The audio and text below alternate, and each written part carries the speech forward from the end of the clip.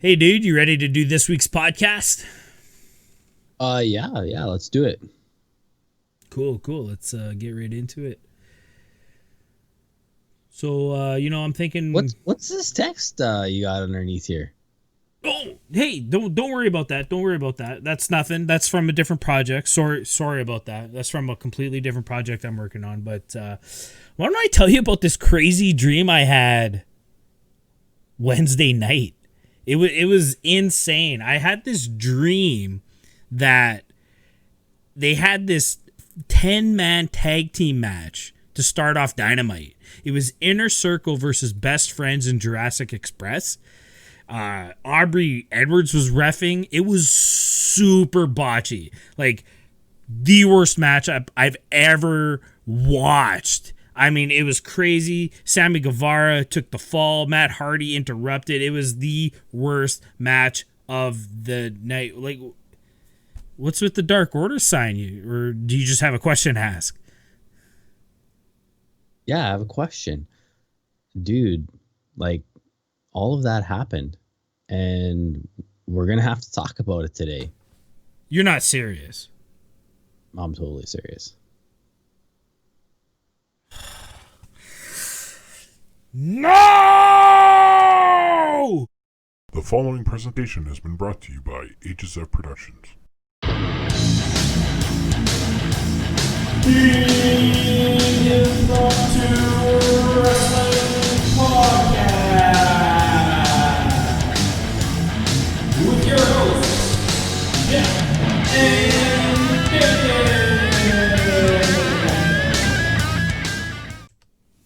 Hey guys, welcome back to IWP, the Impromptu Wrestling Podcast. We are your hosts. I'm Tally006. Over to my left, as always, is my brother Damien. How's it going this week? It is going fantastic. We have hockey starting tomorrow. Are you excited? I'm pretty excited, actually. And I don't have a Jets hat. I don't have a Jets hat, or else I'd be wearing that too. Yeah, I know, that's all right. What were you gonna say there? The Jets. Did you watch the preseason game against Canucks? I saw some of the highlights, but that was a nice goal. Hellebuck looked good. Yeah, Ehlers had that nice rebound goal. Kulikov sniped one a little bit. Our team's good. Stacked, man. You look at the rosters; it's an all-star team. I was kind of reading the roster, and they got a lot of the young guns on there. Nico's on there. I can't even remember all their names. They're so new. They're so new and young. But not a lot of Leo. Yeah, not a lot of the prominent Jets, as you will. But they look good. I mean, when Perot is your fourth line center, you're doing something right. right. Exactly. All right. Kulikov scoring a goal. Yeah, Kulikov. Crazy. We could be talking. That's another podcast. Yeah, that's a completely different podcast. Let's talk some wrestling.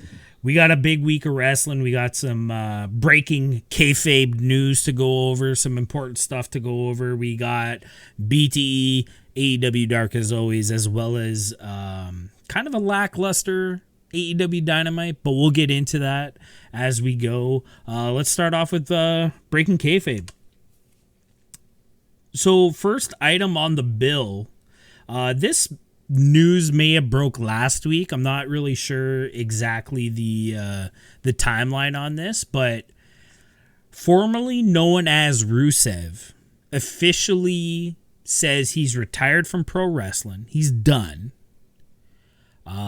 He was, kind of written off TV. He was kind of being held at home. Creative didn't really have anything for him. Quarantine hits. They almost basically forgot about him. And then I believe his contract expired. I don't think he was part of the Black Wednesday mass firings. They kept him on contract, but he wouldn't re-sign. His contract lapses. And now he's saying basically he's done with pro wrestling. He's going to become a pro Twitcher, a pro YouTuber. He's going to be a content creator. What are your thoughts on Miro, his actual name? getting into the Twitch game. Have you checked out his Twitch channel at all? Or I have, and I've seen some of his YouTube. He's a good personality. I think he'll probably do pretty well. Yeah, with the whole Twitch game. So he's funny. He engages his fans. He needs to play some better games. He's playing some like, oddballs, eh? Some FIFA.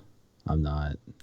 You know, oddly enough, FIFA is a pretty big Twitch. Like, it's always kind of up there in the 90s of thousands of viewers. So, I mean, it is the most popular sport on earth. So there are some viewers. I'm sure they're all Europeans. But yeah, I guess it's not my thing. Right, for sure. I mean, we love soccer. We're kind of a, we watch soccer all the time, but to watch soccer on a video game, like, I don't even think I'd watch Chell. You know what I mean? So it's, I get what you're saying. It's odd. But yeah, I don't know. I think it's weird, but Paige is doing it. Zelina Vega's getting into it. The WWE superstars as a whole, they have a huge viewer base. There's tons of people who follow these guys on social media. I think it's a perfect fit. It's a interesting entertainment outlet, live streaming and stuff like that. So, I mean, it's nice to see these guys as kind of their real themselves. Personality. Yeah. I watched Adam Cole the other day. He was playing that new samurai game. I can't remember what the name of it is. Tsushima or something like that. Yeah. And he's pretty good at it too. So yeah, interesting stuff. So I mean, hey, good luck to Miro in his future endeavors and his Twitch game. Let's get into the second item on the bill. Miro, formerly known as Rusev, gets banned from Twitch.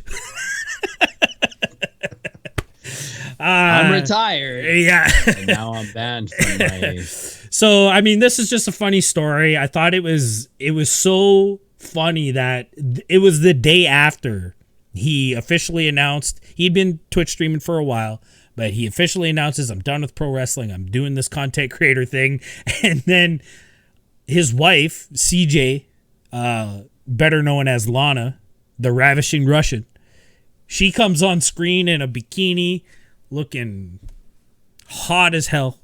And that's a term of service infraction. 1 day ban. I just thought it was funny. Is that why? Yeah, it was because what I read is they didn't know why. So I read that too. That it's because of the bikini. Well, Rusev tweeted out, he's like, "Oh, I guess I was too sexy for Twitch. I'll see y'all tomorrow." So he's making fun of the fact. I think it's pretty obvious that that's why. It's happened to other streamers. Yes, it's been speculation, and I mean, we can get into the Twitch bureaucracy. We all know what's happening to Doc. Twitch just feels like they can ban people and not give them reasons, or at least not go public about it. And I think that's where, was it this, was it that? But I mean, I'm pretty sure that's what it was, is what I'm getting at. So, and with his comment on Twitter, I think that's what it is. So, because a lot of his comments were like, "Yeah, you're the sexy one," So, yeah, I thought it was funny. It wasn't bad to me. I was not offended. I was not offended either. I may have watched it back twice. Anyways, moving on. Moving on to the third item up.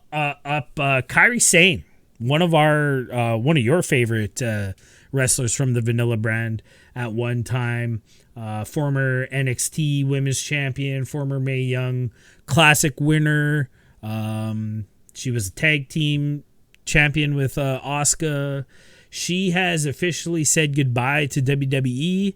The Vanilla brand, they've been doing anything and everything to keep this woman on contract. They've been throwing her ideas, throwing everything at her except for the kitchen sink, basically. And she's said thank you, but goodbye. I enjoyed my time. Love you all, but I need to go back to Japan. What did you think of Kairi Sane leaving the Vanilla brand? Well, it's pretty sad. This young woman is an amazing wrestler. I called her as the winner of the Mae Young Classic. Right, I remember that. When I first saw her, I just thought, like right after that first match too, eh? Yeah, like her character and her ability is just amazing. Beloved by many, even as a heel, still cheered. So yeah, it's sad, but as she put it, she has another voyage to go on to. So clever. Whether that's wrestling related or not, I guess we'll see. But she must have had a reason. It seems to be family related. Yeah, I think she has a boyfriend or a husband that was still in Japan. He didn't come over to the United States for her tenure there. So I think that's what I read. It makes sense to me. Asuka's crushed though, eh? Yeah, that was kind of her. It was someone to speak Japanese with, I'm sure. You know what I mean? Like in Asuka's English wasn't the best, so I feel like they were such a tag team. They clicked so well. They worked so well together. They were kind of a yin and yang, perfect duo for each other. And their gimmicks worked well together. I think the Kabuki Warriors, being Vanilla's piss poor creative, they kind of dropped the ball with them. I think there was so much more they could have done. But I mean, we could talk hours about Vanilla misusing wrestlers, which we're probably going to talk about later. But it's sad to see. I would love, looking forward, future, if she ever comes back to America, if she so happened to drop by in AEW, I would love to see her take on Hikaru Shida and a lot of the women's wrestlers we have in AEW. That'd be fantastic. She's that great. She was really awesome. We'll miss you, Kairi. Hope to see you soon. Now let's move on to a little bit more serious note. Excalibur wasn't on Dynamite this week. And I was kind of wondering, it was like they didn't even acknowledge it. It's not like the week before when Tony was missing, they're like, yeah, his test just didn't come back in time. He couldn't make the broadcast and whatnot. There was like no mention of what's going on. So I was kind of like, what's going through my head right now? So I kind of did some digging on the internet, and it turns out that some videos from 15 years ago, some PWG shows, Excalibur uttered the N-word to get some heat in a match. Kevin Owens was part of his little faction at that moment. So Kevin Owens is dealing with this too right now, I'm sure. And, this is just classic. The only term I can think of is the Karens of the world digging up unnecessary trash and garbage on people just to bring them down. This is something that Excalibur and Kevin Owens had brought to light, apologized for. They did their due diligence a couple years ago about this. It was kind of the time and the place. It was something we talked about with the guys in the ring. It was kind of like, hey, let's try this. Let's get some heat kind of thing, kind of whatever. They apologized. They done it years ago already. Never mind this happened 15 years ago. And now people are digging and bringing it to light just to bring somebody down. What are your thoughts on the whole situation? Yeah, it does seem like there's a hunt now for these famous people to bring them down. It very much reminds me of the whole Sammy situation. Exactly. Same type of idea. I think people need to put wrestlers in the same light as acting, right? So somebody Right. does a movie where they're playing a Nazi, it doesn't mean they're a Nazi. Right. So, but we have the people of the world who think wrestling is a real thing, and the characters that they play are themselves. That's Right. actually who they are. So this is probably not the end, and it really sucks for Kevin Owens and Excalibur that they have to go through this. Especially when they already addressed it a couple years ago. Well, what I read is that they actually didn't even want to do this. It was the I can't remember what his name was, but it was the black wrestler who wanted them. Right. It was something that was it was something that was talked about, right? Right. So and so that kind of but brings, you know what? Go ahead. No one's reading that part. That Right. I don't know. The way I look at it is that this is a Quentin Tarantino situation. Quentin Tarantino says the N-word in just about every movie he's in. And I mean, he says the N-word right to Samuel L. Jackson's face in Pulp Fiction. I'm sure he got the free pass on that. No one's calling for Quentin's head on a stake. But like you said, it's kind of that actor thing. Yeah, Edward Norton in American History X. No one's going after him. He said it. It's on camera. We all heard it.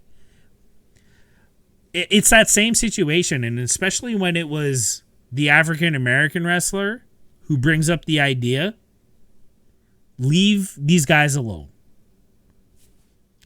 Especially when it's 15 years ago and it's been dealt with already. Quit digging up shit on people just because you're bored. I'm sick of it. That's all I got to say about that. Hopefully, this is a very similar situation to Sammy.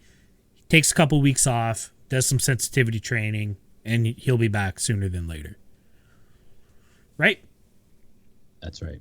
All right, let's get right into Being the Elite. Episode 214. You asking us out for a beer? When I read this title, I was just like, oh, there's going to be some FTR. FTR's getting into Being the Elite. It's got to be, yeah. Yeah. What'd you think of, what were your initial thoughts of this episode? You know what? I watched this the day that it came out, and I don't know, nothing really sticks out to me. If you ask me what my favorite part was, I couldn't even tell you without looking at some of the notes that I made here. Right. The thing that stands out for me is the Matt and his 50 plus seconds for the 50 plus. This is funny because they introduced this kind of segment last week and we forgot to talk about it last week. So I kind of had a mental note in my head. We got to talk about this 50 plus seconds for 50 plus. Now, we've talked about the ratings war, AEW, NXT. It's the 50 plus demographic that the vanilla brand kind of has hanging above the head of AEW. AEW's got the 18 to 49. NXT's got the 50 plus. So I like that. BTE is kind of poking fun at that. So they're trying to, this is Matt Jackson's way of trying to reel in some of those 50 plus viewers. Last week he was gardening, and this week he's pulling a Bob Ross and drawing some pictures. And hell of an artist, Matt Jackson. That was a pretty good looking picture. Yeah, he actually really did. I just, it's so good. I like the soft voice that he uses, and just really good satire. I really enjoyed that part. It reminds me of those shows that you used to catch after Price is Right, on a Saturday, on a weekday morning or something like that, when you're homesick from school. There'd just be like some guy talking really slow in a soft voice and telling you about whatever. Like, it's just like Stop doing it. It's creepy. Yeah. Sorry, I didn't mean to be creepy, but you know what I mean. Like, it was great. Other than that, we got a couple of the other staples of the show lately. We got another segment of Spanglish, this time featuring Jake Hager. Jake Hager says something a little bit wrong, and Dasha comes in and grabs him by the ear, and then we see her chasing him down the arena with the electric bike, which was funny, but again, not really falling on my ears well. I'm still not quite laughing at that gimmick yet, but it is what it is. We also had Colt Cabana, this time working with Nakazawa. And it seems what I'm liking about, this is almost getting stale, but what I'm liking about this is that Kenny's always in that room, always in that chair. He's always watching Bones for some reason. Like, yeah, is he got DVDs? Like, where is he finding Bones? I guess he's subscribed to Amazon Prime or something, but it's just, I just thought Crackle. That was funny. It's Crackle. So yeah, I enjoyed that segment. I like when Nakazawa's like, yeah, don't worry, I'll tell him you said hi. And then he goes into the room and Kenny's like, oh, Nak, were you like talking to somebody out there? He's like, no, I wasn't talking to anybody. So yeah, I mean, it's almost getting old, but they did a good one on this one, I thought. Yeah, I think bringing in Mike Nakazawa freshened it up, because his English is pretty good, but it's not the best, and he just has a way of speaking. It's funny. He's got facial expressions. I find that a lot of the Japanese wrestlers, when they're doing English, their facial expressions are so over the top for some reason. I don't know if it's a cultural thing, but I know Shinsuke was like that too. Like, he was always twisting his head and very animated with his mouth and stuff like that. Nakazawa's like that too. So right. Enjoyed it. What'd you think of the cold open? If we backtrack a little bit, and the best friends got they're planning out their murder of Brandon as he walks into the locker room looking for a new bit. I thought this was clever. Yeah, I like how they're continuing that plot for killing Brandon, and I like how they're like, yeah, no, you didn't see what you thought you saw, and then they end up writing the exact same thing. And, they erase it and write the exact same thing. Yeah. So, yeah, it's just funny how they don't have a bit, but this is their bit. This is the bit. Yeah. It's super clever. I'm enjoying everything Best Friends are doing, despite what Brandon Cutler said last week on BTE. Best Friends are still the most over thing on BTE, I feel. But speaking of Dark Order, we got to see the aftermath of John Silver getting locked into the room with Brody Lee. I was curious. I was like hoping that they would like acknowledge that, and of course they did. And it was just a quick little 2-second. Silver's on the ground. There's papers everywhere. He must have been laughing the whole time, because he was kind of smirking in the 2 seconds they got. Like, they couldn't get him straight faced for for that long, that they had to use the best little bit, but he was totally smirking underneath those papers, I could tell. But. Yeah.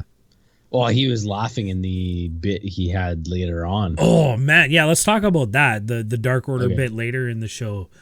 Like, like Saturday Night Live, right? You just keep it going. It doesn't matter. People are breaking. People are laughing. Just keep the bit rolling, and we'll get through it. And props to Brody Lee for, like, he kept it straight the whole time. I don't know if I could have looked at Long John Silver there giggling the whole time, and then cutting into he cuts his line in a little too soon, and Brody like tells him to shut up and sit back down. Like, it was just really well done. What were your thoughts on that? Yeah, no, I thought like Brody like commanded that whole bit. Like he kept it going, and yeah, it was good. I like when he smacks the Kool-Aid off the table, and Alex Reynolds is like, that was my Kool-Aid. But probably, Griff Garrison was hanging out. He was like at the bar, and Brody's just like, what the hell is he doing here?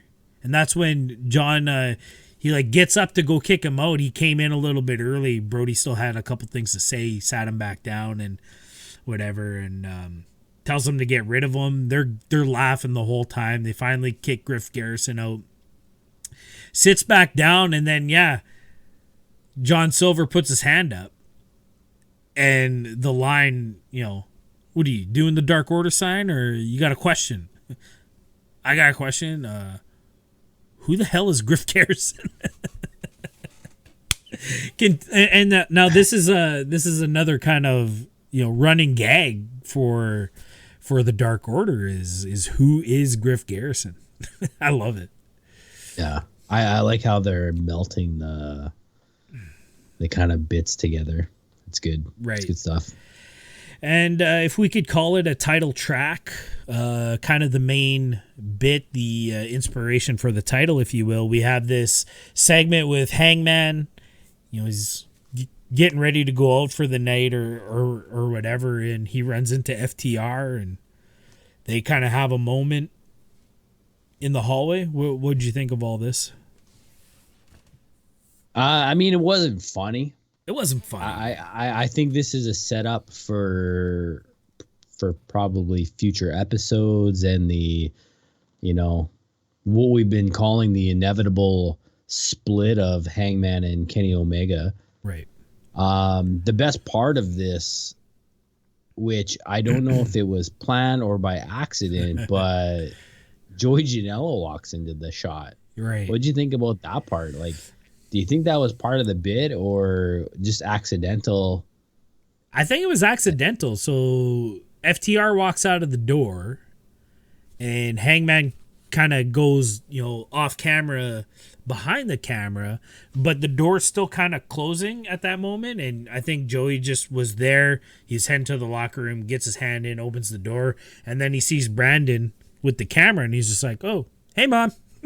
And just like chilly, like just chill, walks off camera. I think it was a complete accident, but a happy accident. It was funny. Maybe this turns into like a bit. We do see a lot on BTE where wrestlers are in the background and they kind of walk in and then they see Brandon, so they kind of walk out. Yeah. But I thought it was awesome by Joey to, he's on the phone and then he pretends that he's talking to his mom. Yeah, that was hilarious. Like, I popped hard for that one. Clever. Just to touch back on the whole Hangman FTR situation, like you mentioned, this might be a setup for future episodes. I think this is the setup for what's going to be happening on Dynamite. They keep talking, they keep referencing that they're all from Carolina. You know what I mean? Like, I think Hangman, FTR is going to be some kind of faction going forward whenever this inevitable breakup between the Mega Cowboys happens. So yeah, I'm liking. Not all the scenes have to be funny in BTE, but at least have some kind of story development.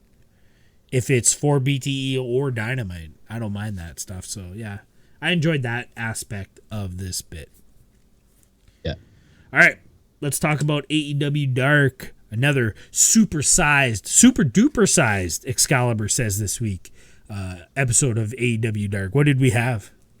It was huge. We had 12 matches. Did you watch any of this? I started watching it, and then I kept getting interrupted. I was like trying to watch it at lunch, and then Heather comes home, and she doesn't want to watch wrestling, so I got turned off. So I think I only got halfway through, honestly. Yeah. So I'll just quickly run through the matches. So we had the official unveiling of the Brandon Cutler, Peter Avalon tag team. They're now called the Initiative. This is the first time they've fought as the Initiative. and they're going up against FTR, and FTR goes over obviously on them. So still without a win here for the Initiative. In the second match, we had Michael Nakazawa versus Pineapple Pete, and they went up against Sonny Kiss and Joey Janela, and Kiss and Janela go over on this one. Did you see this one? Yeah, I watched this one. What'd you think of Nakazawa and Pineapple Pete? You know, I'm glad you brought it up because, I mean, I've been very critical of Pineapple Pete. He works in this element where it's almost comedy wrestling. It makes more sense.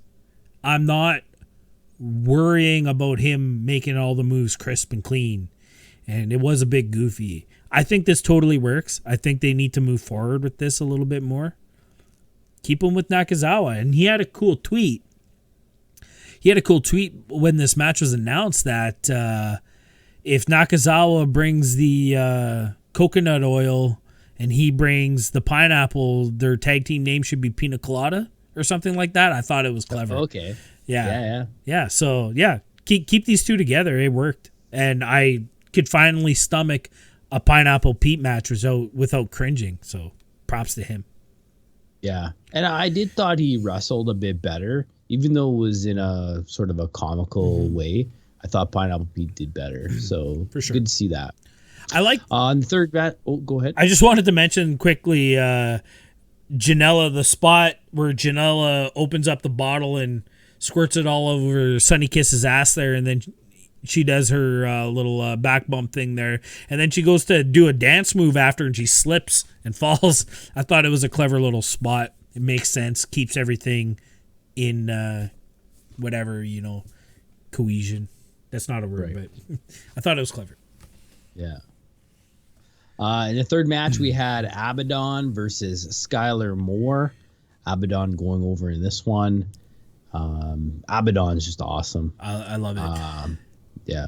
The only criticism I had on this, I loved there was a spot where Skylar Moore was on the outside and Abaddon kind of did this creepy exorcist thing out of the ring, and it like legitimately scared Skylar, so she kind of backed off or whatever. But then all of a sudden, she gets an offensive move, gets Abaddon into the rails, and now she's acting cocky again. Do you know what I mean? There was just a little discrepancy in Skylar Moore's character there. If you're going to be scared of Abaddon, be scared of Abaddon through the whole match almost, I feel. But yeah, right. I'm super impressed by Abaddon. I'm loving everything she's doing. In match number 4, we had Dark Order versus Sean Dean and Will Hobbs. And Dark Order represented by Evil Uno and Stu Grayson.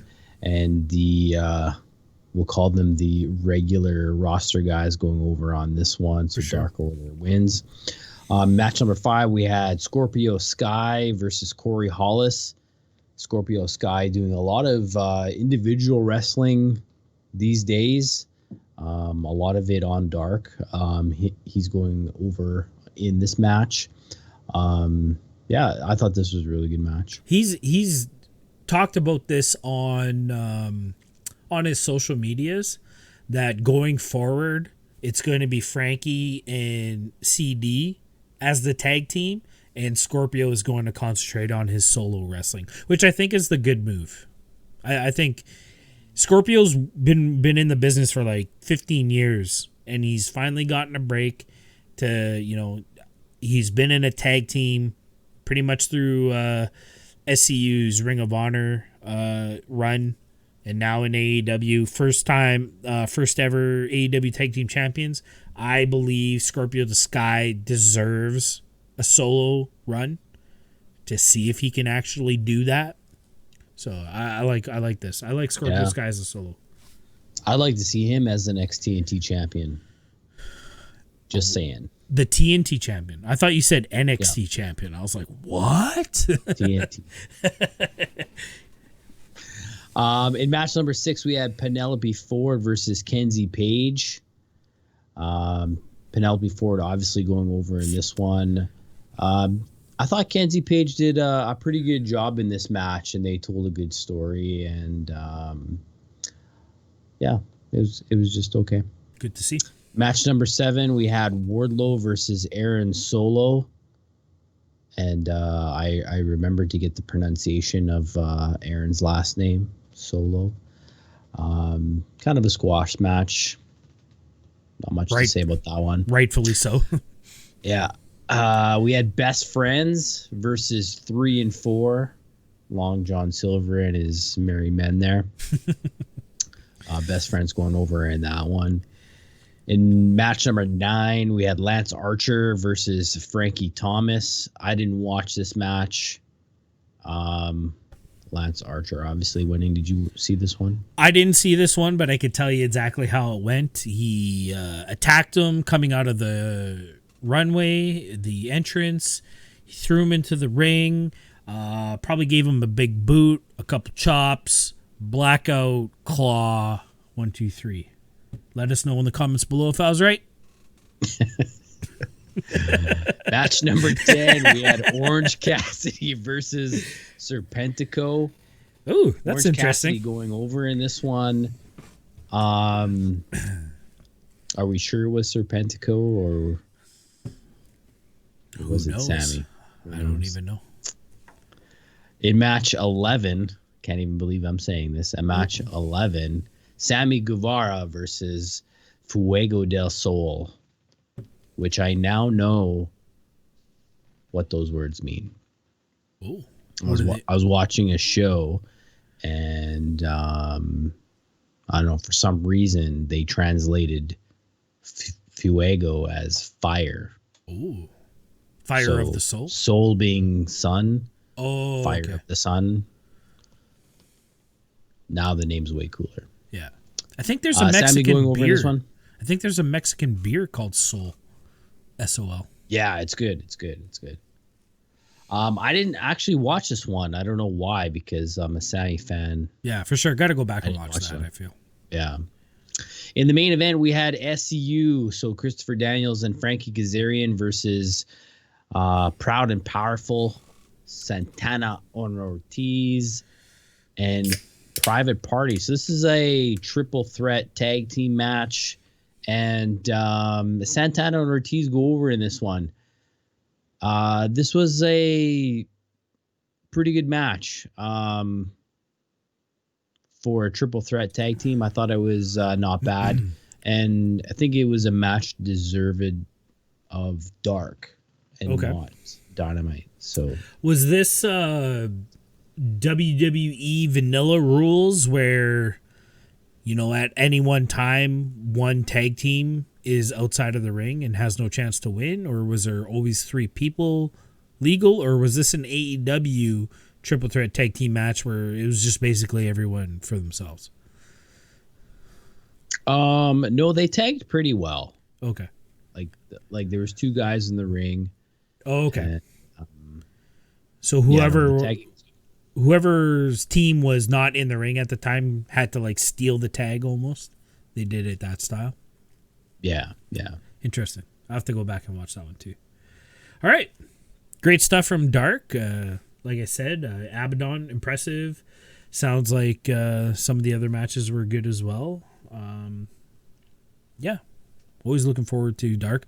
But still, I think if this is going to go forward with these huge episodes of Dark, we're going to have to like split up the matches. Yeah, maybe. So that we can actually see all of them. Yeah.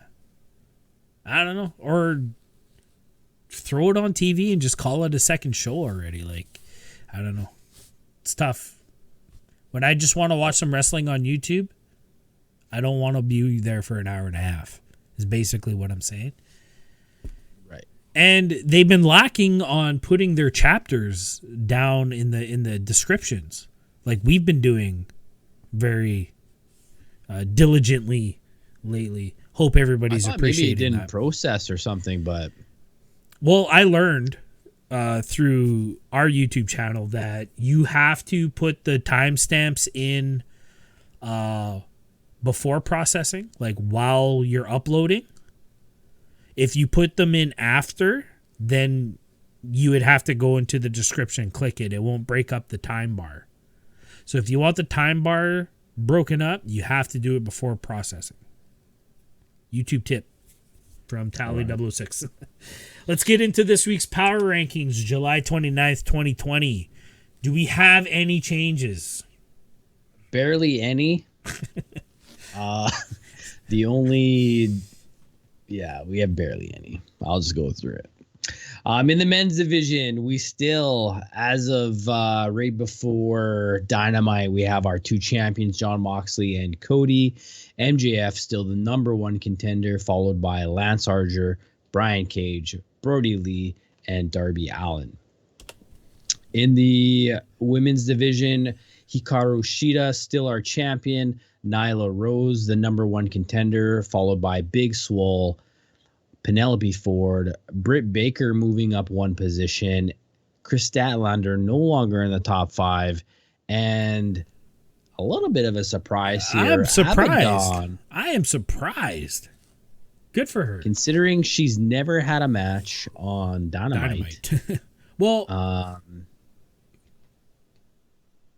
she had a match on Dynamite before Christmas when we first saw her. But I don't even think that counts. But anyways, yeah. She wasn't signed then though, right? She wasn't, no. Yeah. So yeah. And that's a big thing if you've been following the Twitterverse. Yes. And FTR wondering why they're not in the top 5. Well, let's talk about it. Let's get right into the tag team division top 5. Right. What do we got?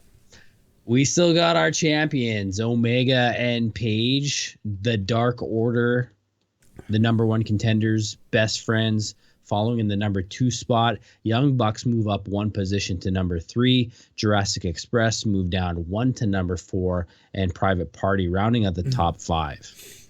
So let's quickly, before we get into AEW Dynamite, when the power rankings go out earlier in the day on Wednesday, FTR jumped on Twitter and they're like, how are we not in the top 5? We're undefeated in tag team wrestling. They're going off. And Tony Khan, he says he doesn't want to be a character on the show. But, I mean, he live tweets during the show. He makes sure that everybody knows to use the hashtags. He's really good on Twitter. He comes back at them. He's like, I can't put you in the power rankings until you're under contract. Which I didn't maybe it's a work. I didn't realize they weren't under contract yet. And as we'll talk about in Dynamite a little bit later on in the show, we get a contract signing for FTR, which is really interesting. What did you think of this whole Twitter exchange between Tony Khan, the president of AEW, and FTR, the new hot signings in AEW? I like it, even if it's not even real and it's just to create a bit of a story. I think it's good. Yeah, and if it is real, if they aren't actually signed, then good on Tony Khan to say that, because if you're not signed, you shouldn't be ranked. Right. So it makes sense. Yeah. Yeah. Especially when they want to make it like a sport, right? Right. Yeah, for sure. Stats and whatnot. Yeah, that's a really good point. That's kind of the AEW MO. As we heard in the lead up into Double or Nothing a couple years ago there. Yeah, we want this to be a sport. We want to try to make it as legitimate as possible. We know it's a work. We know it's predetermined, but the presentation needs to be there. So yeah, I thought this was clever. I liked it. All right, well let's get right into AEW Dark. AEW Dark. AEW Dynamite, Wednesday, July 29th, 2020, live again from Daly's Place. I noticed they made a very poignant effort to tell us that this was live, which we kind of had a discussion the other week where they did the orange thing, and I was like, well, yeah, it's probably pre-recorded, and then we see on the Cutler Cam on BTE the following week that they did this all in the commercial break, and then this week JR kept saying, we're live. This is live. It's live television, folks, and it just kind of kept coming up. I thought it was funny, but yeah, notables for Dynamite leading in, we got no Excalibur. Taz is going to be on commentary with Tony Schiavone and JR. Always get to hear Taz. I think he's a great replacement for Excalibur's color commentary. But hope Excalibur will be back. We talked about that. No big deal. And Austin Gunn back in the crowd. Would you think Austin Gunn be back? You knew it. You knew it. You knew he was back. Yeah. I mean, they always seem to pan to him at the very beginning. I mean, he's the animated one out in the crowd. And a lot of guys, they lean on the guardrail and they'll clap along and they'll do the chants when they need to. But Austin Gunn is there to make some noise, and Billy Gunn too. Like Billy's always by his side, and I wonder if Billy's just there just to kind of ring him in a little bit. If Austin was alone, maybe it would get a little too wild. Get really out of hand. Yeah, but honestly, I didn't even notice he was gone. I almost enjoyed the absence, but yeah, you definitely knew he was back. But with that said, let's get right into the first matchup of the night. And I mean, when you have a match with Chris Jericho, Ortiz and Santana, Sammy Guevara's first match back after a slight suspension, Orange Cassidy, arguably the hottest character in professional wrestling right now, Jurassic Express, and the Best Friends. How does this go wrong? How does this go wrong? This was by far, like, this was worse than Nyla Rose, Chris Statlander at Revolution. I'm saying that. We have a new number one. We have a new number one worst match of all time. I don't know how you felt about this, but I didn't even pick up my phone. It was so bad. Usually when there's a bad match on, I'll get on Instagram or whatever, or check Twitter. I was just watching this match like, I can't believe this is happening. It was so bad. I couldn't look away. It was like a bad car wreck. I couldn't look away. Atrocious. It's funny because on Twitter earlier in the week, somebody had commented that, this match had Vince written all over it. This was a Vince McMahon match? Yeah. And, let's get everybody on TV. And Chris Jericho really defended this match, saying, this is the logical progression of the story is to do this. It is 10-man tag match. But we've said on this show many times that when you get more than two tag teams, like, it's not going to be good. And it was right off the bat. The cameras can't keep up. The production truck can't keep up. We're missing things. The announcers are talking about things we can't see. Yeah, I don't know. Yeah, it should have been a good match, but it wasn't. Well, I agree with Jericho. This is the logical progression of the story and how they've been building everything. However, you have to execute the match. This isn't, Jericho can't blame anybody but himself.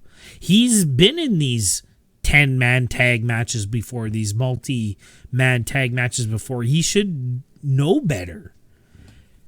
When whoever talked about how this match was going to be laid out, he had to have stepped in and said, okay, there is way too much in these first 3 to 5 minutes. We need to spread this out.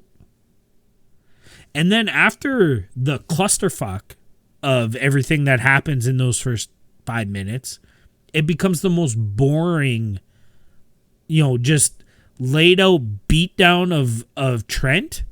Like, it was 5 minutes of just anything and everything, and then it was 5 minutes of Trent getting his ass kicked. Like, I don't know, it didn't make any sense. And then JR's just completely burying the match on commentary.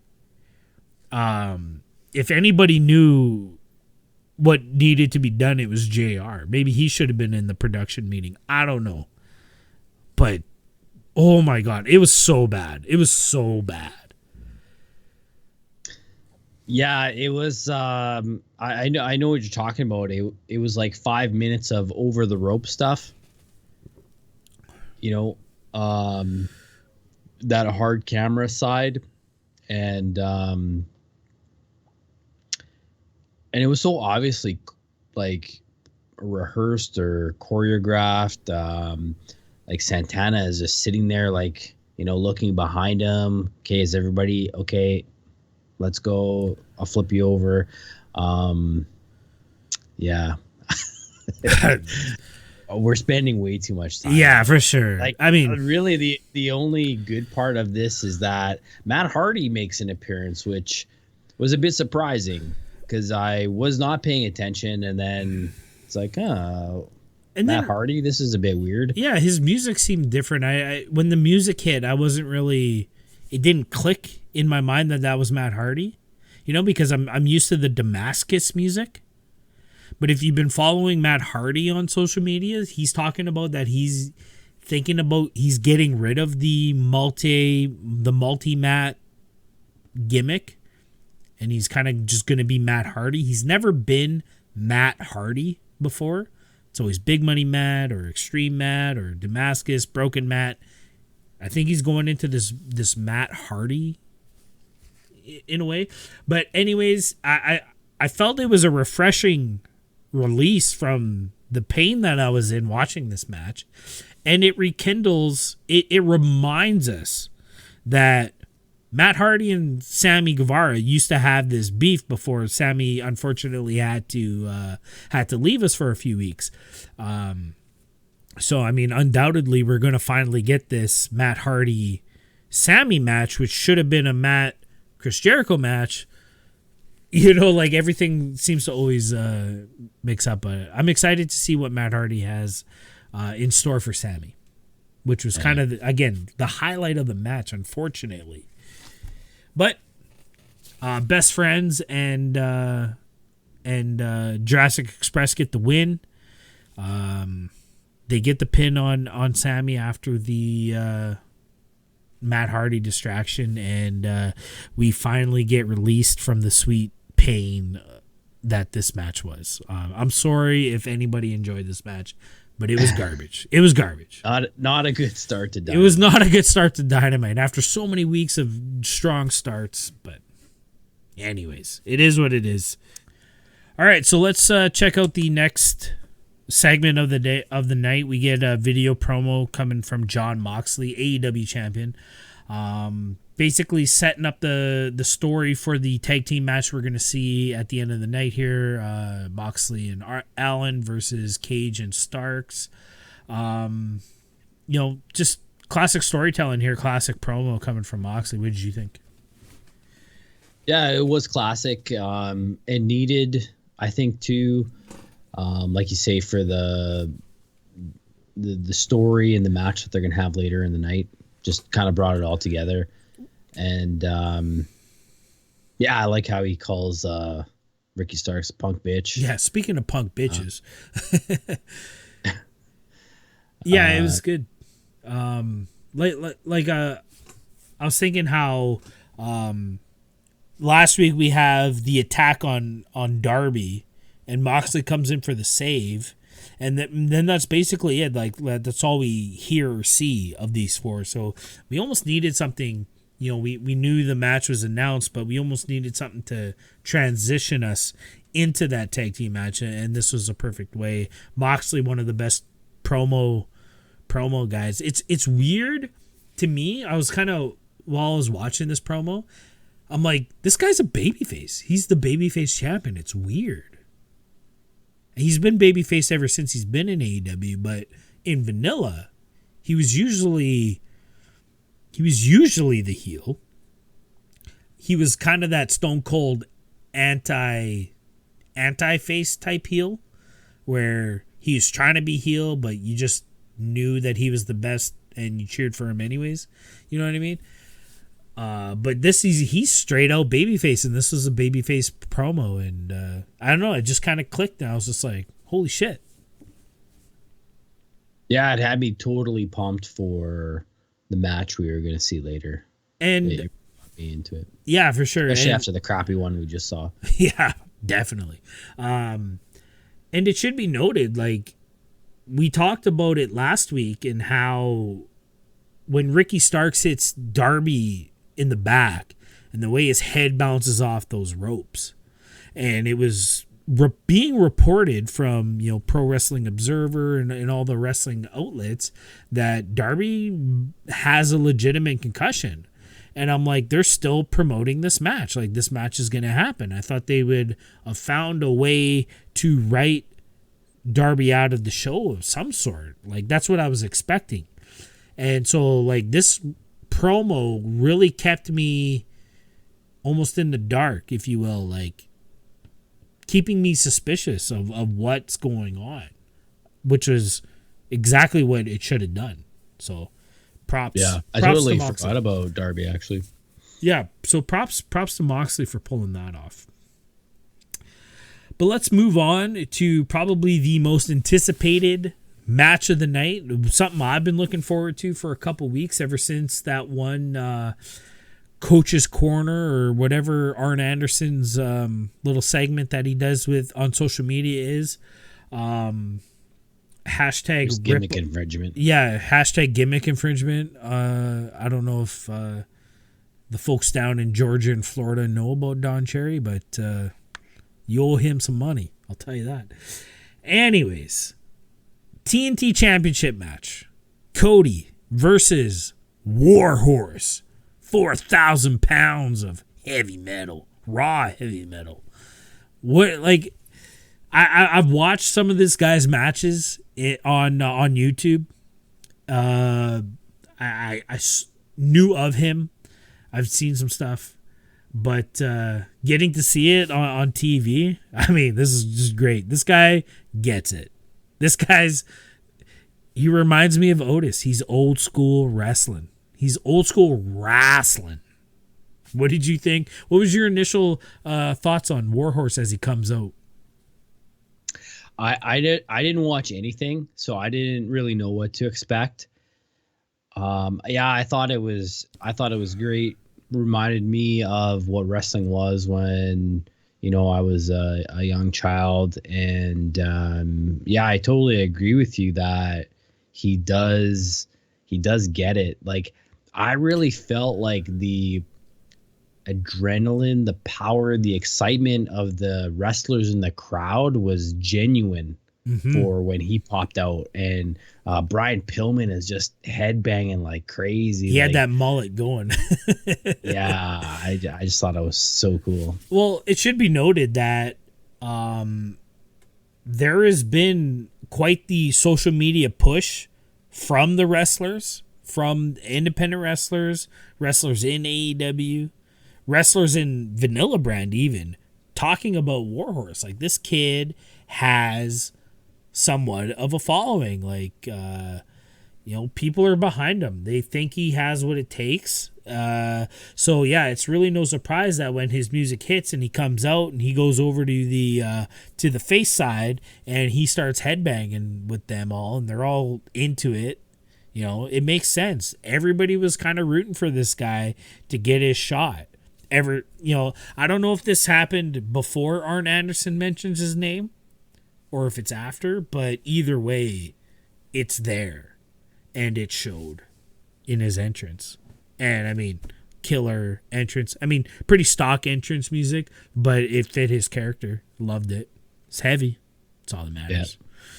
That's right. So let's talk about this match. Cody versus Warhorse. Probably didn't live up to the hype that I gave it, which, I mean, a lot of Cody's matches have been for me, but it definitely was one of the better TNT championship matches. Might not hold a candle to the Sunny Kiss one, but this was definitely a good match. This was a really good showing for Warhorse.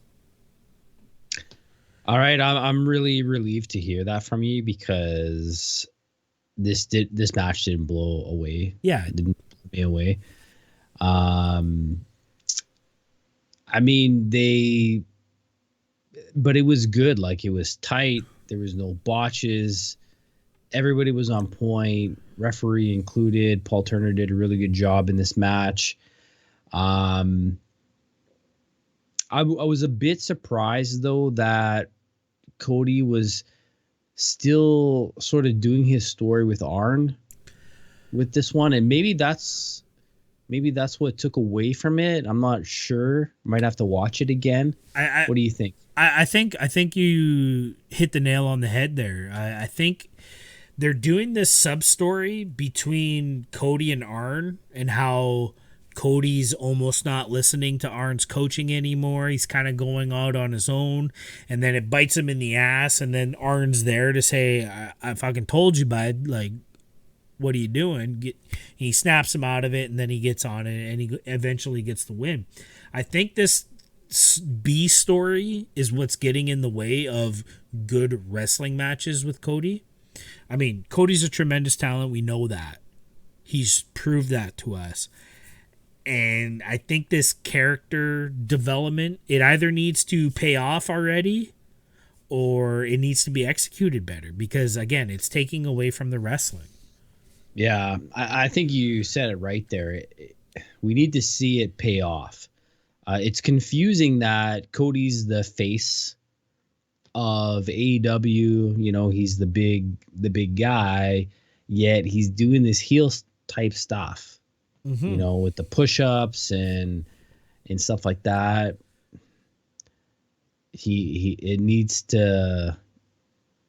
We either need to see more heel stuff, like not maybe go full heel yet, but we need to see more and not be on the fence and, you know, shaking hands after the match and that kind of garbage. So if you're gonna turn your face to Arn, and you're going to kind of go out on your own, then do that.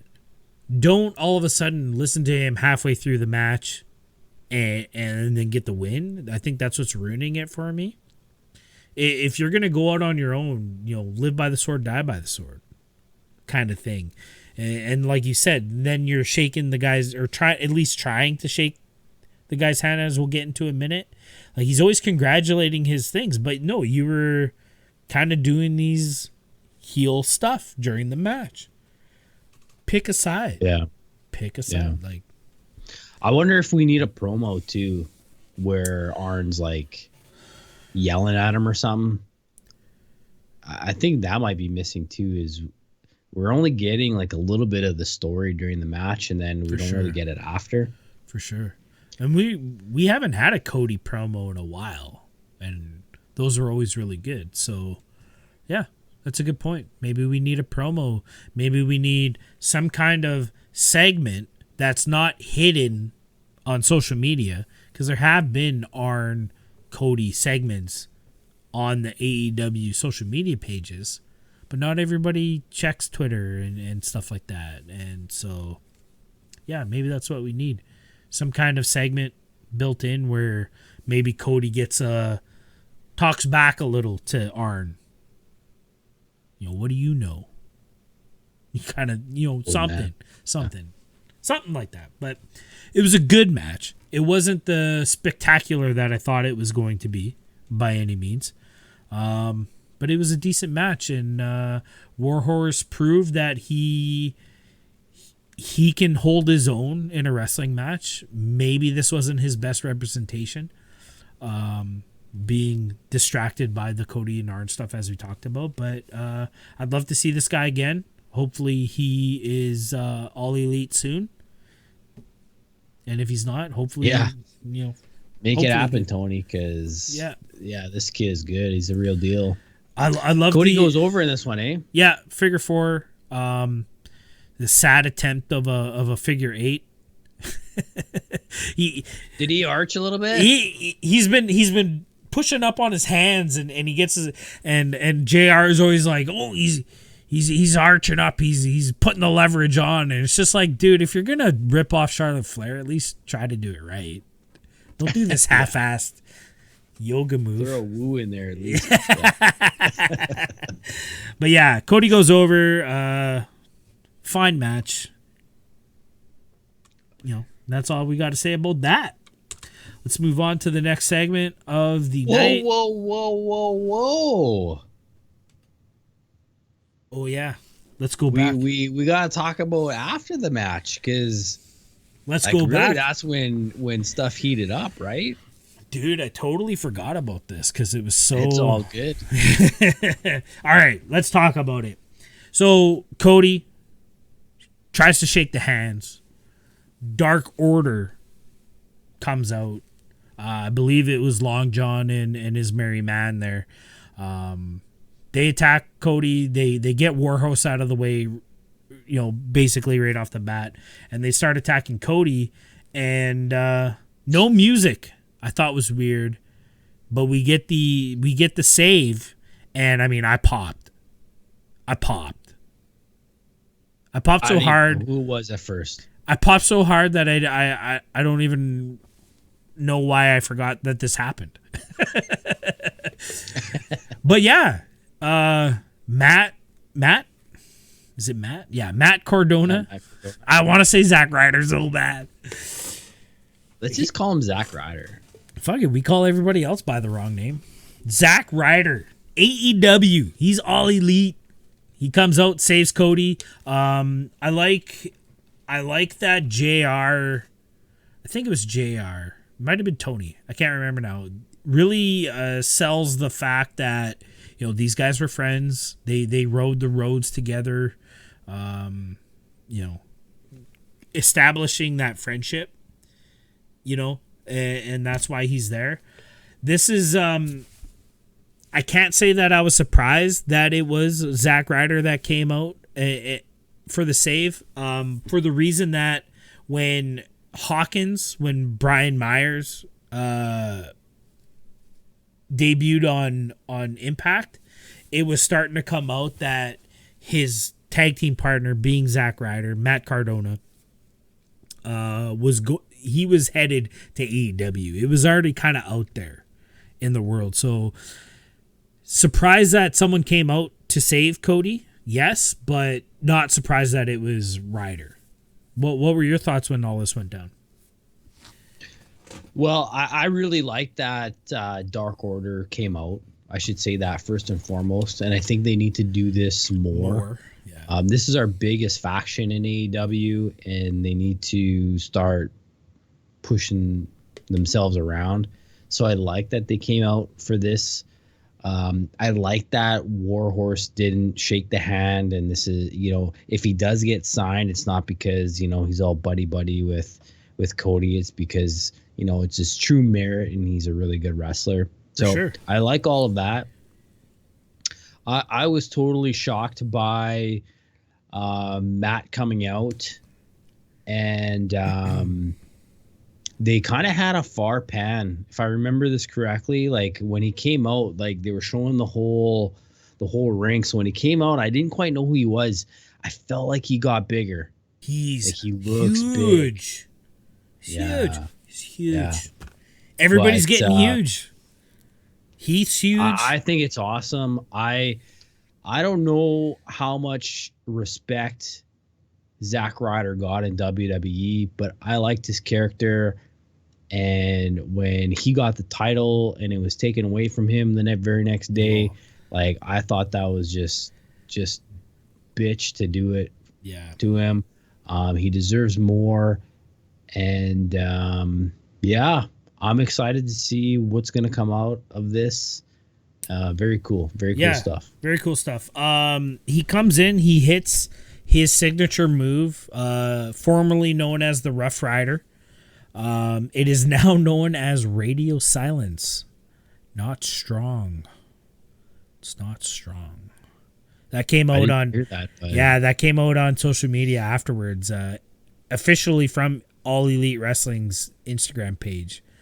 That the Rough Rider, now known as Radio Silence. Yeah, it's not strong. See, Excalibur goes away for 1 week, and then these are the type of move names we get. Man, That name smells like Cappy. Yeah. That's all I'm gonna say. Clever. I also want to add really quickly to this note that Sean Spears got on Twitter. He added to this story. Sean Spears, also known as one of Cody Rhodes' oldest friends. Sorry, I'm going to have to bleep that out. One of Cody's closest friends on the road, traveled together, trained together, all that stuff. Cody treated him bad. He turned his back on Cody. The chair shot heard around the world, all that stuff. So as Matt Cardona is being presented as this best friend, former training partner, and all that stuff, Sean has come out on Twitter and said, yeah, we'll see how he gets treated because I didn't get treated this way, blah, blah, blah, blah, blah. So Sean Spears still working this Cody angle. I almost like it. I mean, that's a good first feud to have for Matt is Sean Spears. Yeah. Let's go friend versus friend and see who's the real deal. And I can't help but feel like Sean's going to get the short end of the stick again, but that's all right. He has a hot wife, so that's really bad. So does Matt. All right, let's move on to that next segment of the night that I tried to get to earlier, but yeah, my fault for forgetting all that stuff. But Inner Circle comes out. You know, they're reeling after their devastating loss in the worst matchup in AEW history. Tony Schiavone, he started the segment. He was going to have some kind of announcement. I'm not even sure what that announcement was supposed to be, but I think it was about All Out or something. Oh, okay. Honestly, I wasn't really paying attention. I think I was taking my pizza out of the oven at that moment. But Inner Circle comes out.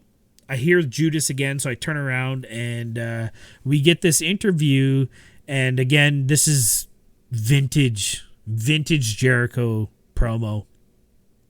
Says a lot of good stuff. But basically the essence of the segment is to announce that Cassidy versus Jericho 2 is going to happen 2 weeks from now on August 12th, I believe.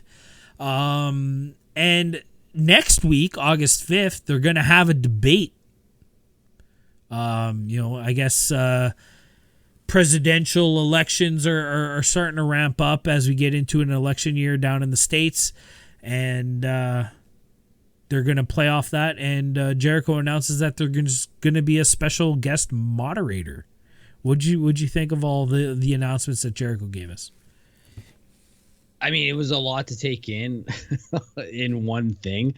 I thought that the Jericho Cassidy 2 would have been enough of an announcement after saying he would never get a rematch. For sure. The whole debate thing, it has Jericho written all over it. I'm sure this was his idea. I think we've seen this before. I have no idea. With I have no idea who the special moderator is going to be. But you're right. This whole wrestling week has been politically flavored, right? And I'm sure we'll talk about it in a little bit. Do you have any ideas on who the special moderator is going to be?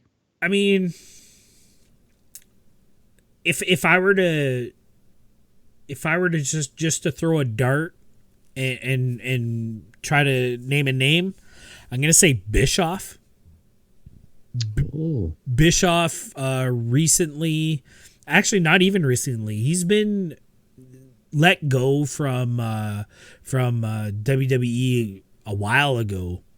Even before the mass firings, it was very big news that Paul Heyman was going to run Raw. Bischoff was going to run SmackDown. They kept holding off Bischoff coming in to direct SmackDown and be creatively in charge of SmackDown, and then it just never happened. And I don't know if it's a coincidence, but Bischoff has been very non-Corvette, if I could put it that way, when it comes to AEW. He's had nothing but good things to say about AEW. I don't know if he's just trying to get in Turner's good books again, TNT's good books, but he's had nothing to say, good things to say, and I think this is a good time for him to kind of make an appearance and get back into the wrestling business. I think it's going to be Bischoff. Any thoughts from you? No, I think you're right, because maybe I dreamt this, speaking about wrestling dreams. But did Bischoff not do like a post-show AEW thing recently? So 83 Weeks, his podcast, 83 Weeks, which is named after the 83 weeks in a row WCW beat WWE Raw in the ratings. Talk about stroking your own freaking ego there.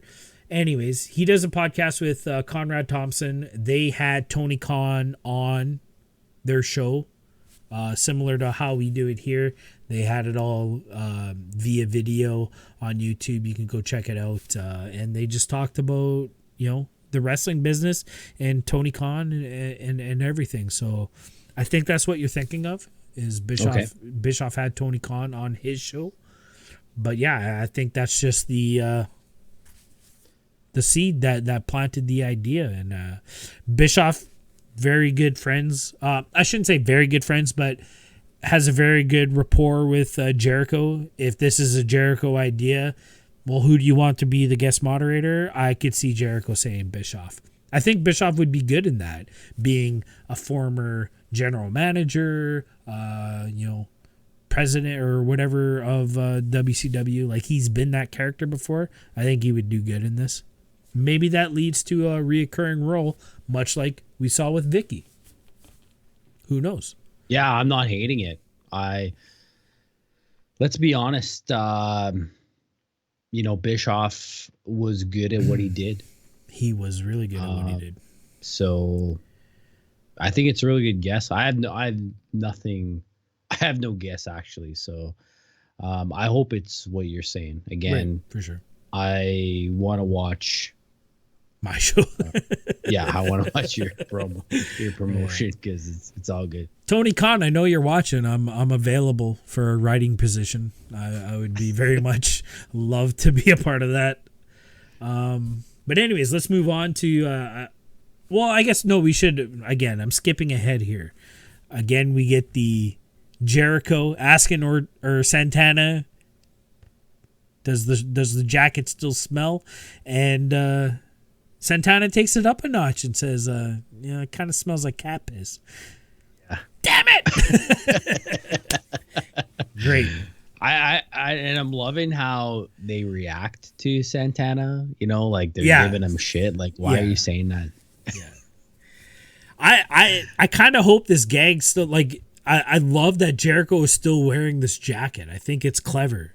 And I guarantee he's going to be wearing it next week during this debate. Yeah, I think he wears it until this Orange Cassidy thing is done. Yeah, that makes sense. Right? Yeah. Yeah.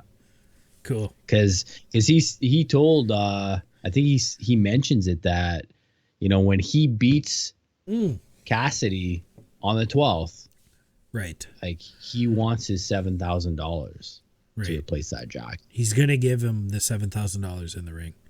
Do you want to do a quick little prediction right now on who takes this matchup 2 weeks from now?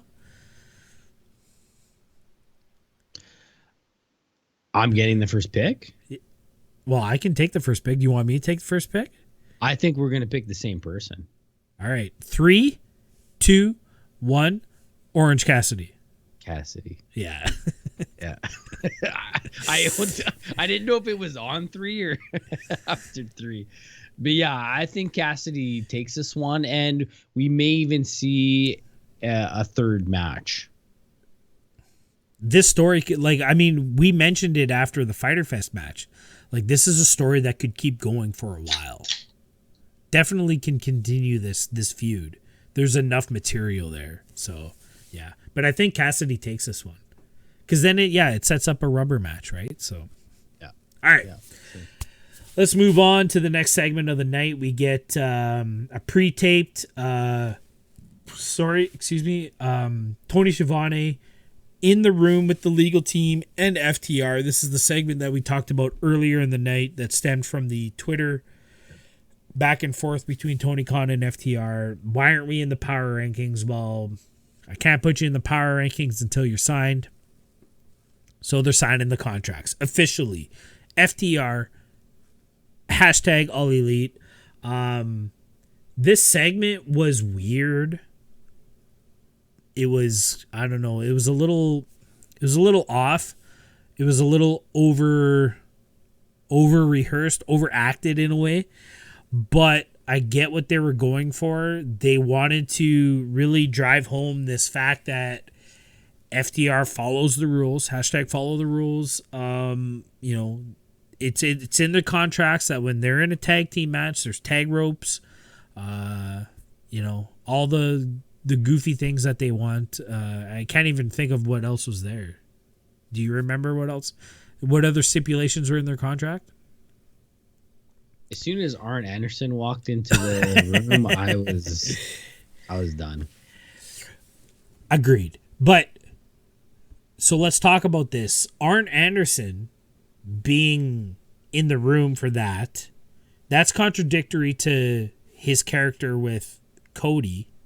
Cody has had nothing to do with FTR. If you remember the matchup on Dark against the Initiative, there was, Tully Blanchard has been in the crowd for all of FTR's matches. They finally acknowledged him in that Dark match. Tully Blanchard, Arn Anderson, 4 Horsemen. There's something going on here. Maybe it's Arn that turns on Cody for not listening to him. I'm going to jump on with some guys that actually want to do some tag team wrestling, like whatever the motivation is. But I feel like this Tully, Arn, FTR, Hangman, this is something that could happen. I thought it was weird it was Arn and not Tully that came in to this contract signing. Yeah. It is confusing. And it's wrestling. It shouldn't be this cryptic.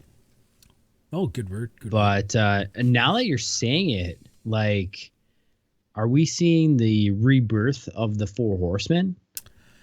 Like, we have FTR, right? The tag Hangman, team, and Sean Spears. So, okay, let's talk about that real quick. Who fits better in that spot? I can't, I can never remember what the 4th Horseman's name is. It was Flair, it was Arn, it was Tully. And who was the 4th guy? I want to say it was Barry Windham, but that's not right. But anyways, FTR is obviously Tully and the 4th guy because they were the tag team. Arn was kind of the workhorse and Flair was the showboat, right? So you have FTR, you got Hangman who's kind of the workhorse. Who fits better into the showboat, Cody or Sean Spears? It could be either one. Anderson. Oh, it was Ollie Anderson. Yeah, that's right. Good call. You looked it up. Is he related to? Yeah, I believe they're brothers. Oh, okay. Yeah, it's I don't know. It's confusing. I don't think it should be that cryptic. It's wrestling. And it's not even like Arn and Tully are, at odds right now to be like, oh, it's a fight to see who gets them. It's not even that. Right. And they've had their moments during the Cody Sean Spears feud. That's when Arn was brought in, getting ready for Full Gear and all that. Or All Out, sorry. Yeah, it was All Out when the Cody Spears match happened. So, I don't know. I agree with you. It's all confusing. To me, if it's Tully that walks in to that room and hey, did you guys get this stipulation? Is it in there? All right, you guys can sign now. To me, that makes sense. And then there's a logical flow because there was the acknowledgement on Tuesday and all this other stuff. But the fact that Arn's there, it's weird. Yeah. What did you think about this tag team appreciation night? Yeah, I don't know. What are they going to do? This is a demand that they had in the contract, that there's a tag team appreciation night. I feel like this is a Vince idea too. Like these guys are still thinking vanilla. I don't know. Yeah. We'll see how it all plays out, but we're going to get that next week, 2 weeks from now, August 12th. Same night as the Orange Cassidy Jericho 2 match. We'll see how it all plays out. Hangman comes in to congratulate the signing. He pours 3 shots and then a drink for himself. It was a full glass. It was a full glass. It was tipping over, and I'm curious is what they're doing here. Like, it's, if I had to compare Hangman's character right now, it's Jim Leahy. He's Jim Leahy from Trailer Park Boys, right? Like, he's just constantly drinking. Propane. So it's knowing that when Leahy's drinking, it's always like iced tea because it has a similar color to whiskey, whatever. And I mean, Hangman goes to takes this drink, and it's not like he could take a good pull on it. Like, he almost chokes it. Like, is this guy hammering whiskey?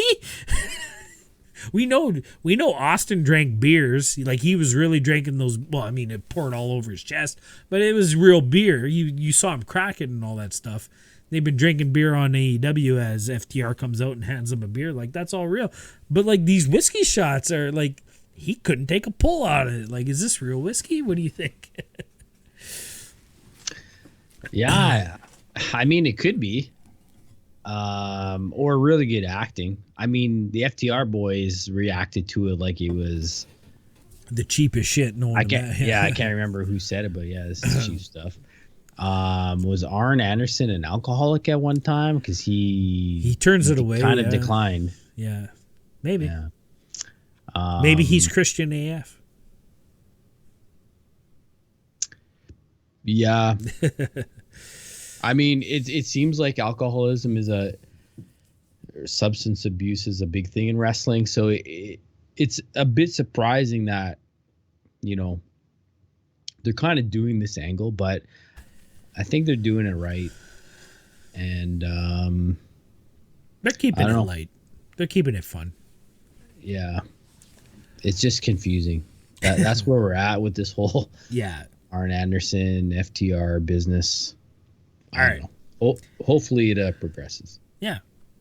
That's all we can do is we can let them tell us the story they want us to tell, or they want to tell us. And we just got to take it. That's the fun of being a wrestling fan.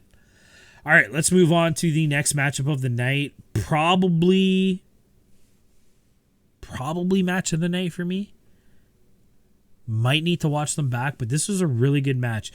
Dark Order, Evil Uno, Stu Grayson, number 1 contenders, finally getting their shot at the tag team champions, because I believe they were number 1 contenders leading into when Kenny and Hangman actually became champions.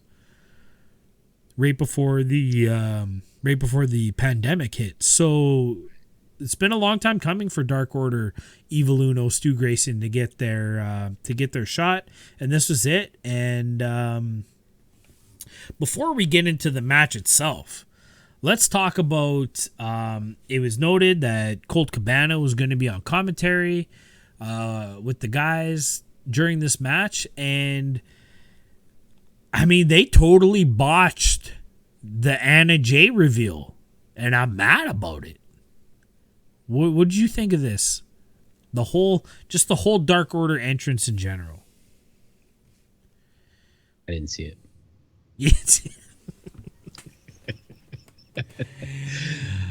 Because I'm doing the notes while I'm watching. Right? So I don't have to watch it 2 hours over again. Right. And then you're texting me And I'm like, no, like I did not see it. So I didn't see the Anna Jay thing. But if she is just being revealed coming out as an entrance, then I don't even have to see it. It's trash.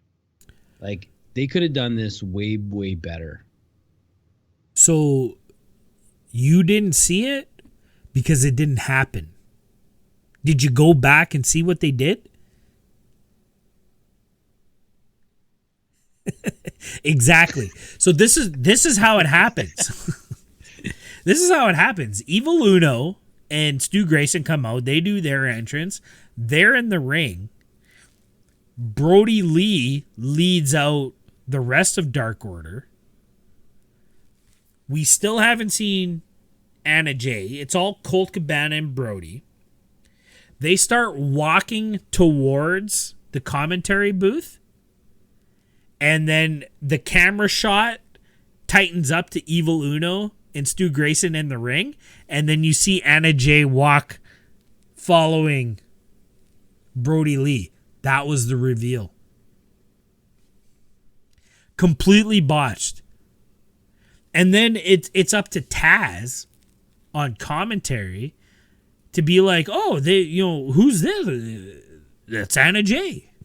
Anna Jay's must be with the Dark Order, I guess.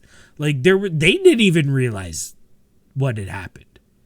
Right. And I then mean, you don't actually see her because she's behind Brody every single time they put a shot there. Exactly. Until like about 80% into this match. And then you finally get a shot that's, at an angle where you can see her. Right. I love the mask. I feel bad for her because this could have been so big for her. The way she loses that match to Abaddon, I believe it was, right? She's hurt. She just lost. They all come out. They help her up. They take her to the back, and then we don't see her for a while because of there was the COVID scare. She was part of QT's school. QT ended up being positive and whatnot, all that, whatever. So we don't see her for a while. And like, I've been waiting for this reveal. Like, is she in the Dark Order? Is she not? Is she like, what's going on? And then they ruin it by just totally forgetting that she's there, basically. Like Allin Angels had a bigger spot. at least a little vignette of him being initiated. Yeah, that's true. Yeah. Every Dark Order member should have that. So yeah, it's so if this was an afterthought, if it was like, well, you're here, throw on this mask and go out with everybody, that's terrible. If they do this introduction video next week, it's too little too late, I feel. And I feel bad for her because she's a young up-and-coming star. We've been praising her ever since we saw her. This could have been so big for her, and they ruined it. They ruined it. Because it's all about Colt, right? It is all about Colt right now. But let's get into this match. It was a good match. I was thoroughly entertained by this match. Everybody just hitting their spots. The story was good. Omega. This is like one of Omega's best matches I've seen in AEW for some reason. Like, it's just like, man, he's really going after this one. Like, to me, it's not a shock, man, because it was Dark Order. It was Evil Uno and Stu Grayson. They are awesome. And it made Kenny look awesome. It's like all up to this point, Kenny's been playing down to his opponents. And there was finally someone to bring, the best bout machine is back, almost, in a way. It really, it was really noticeable.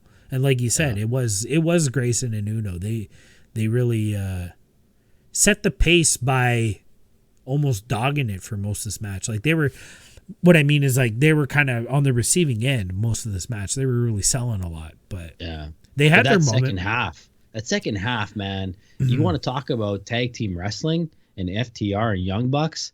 Yeah. Talk about Stu Grayson and Evil Uno. Like Agreed. that is tag team wrestling, man. Yeah.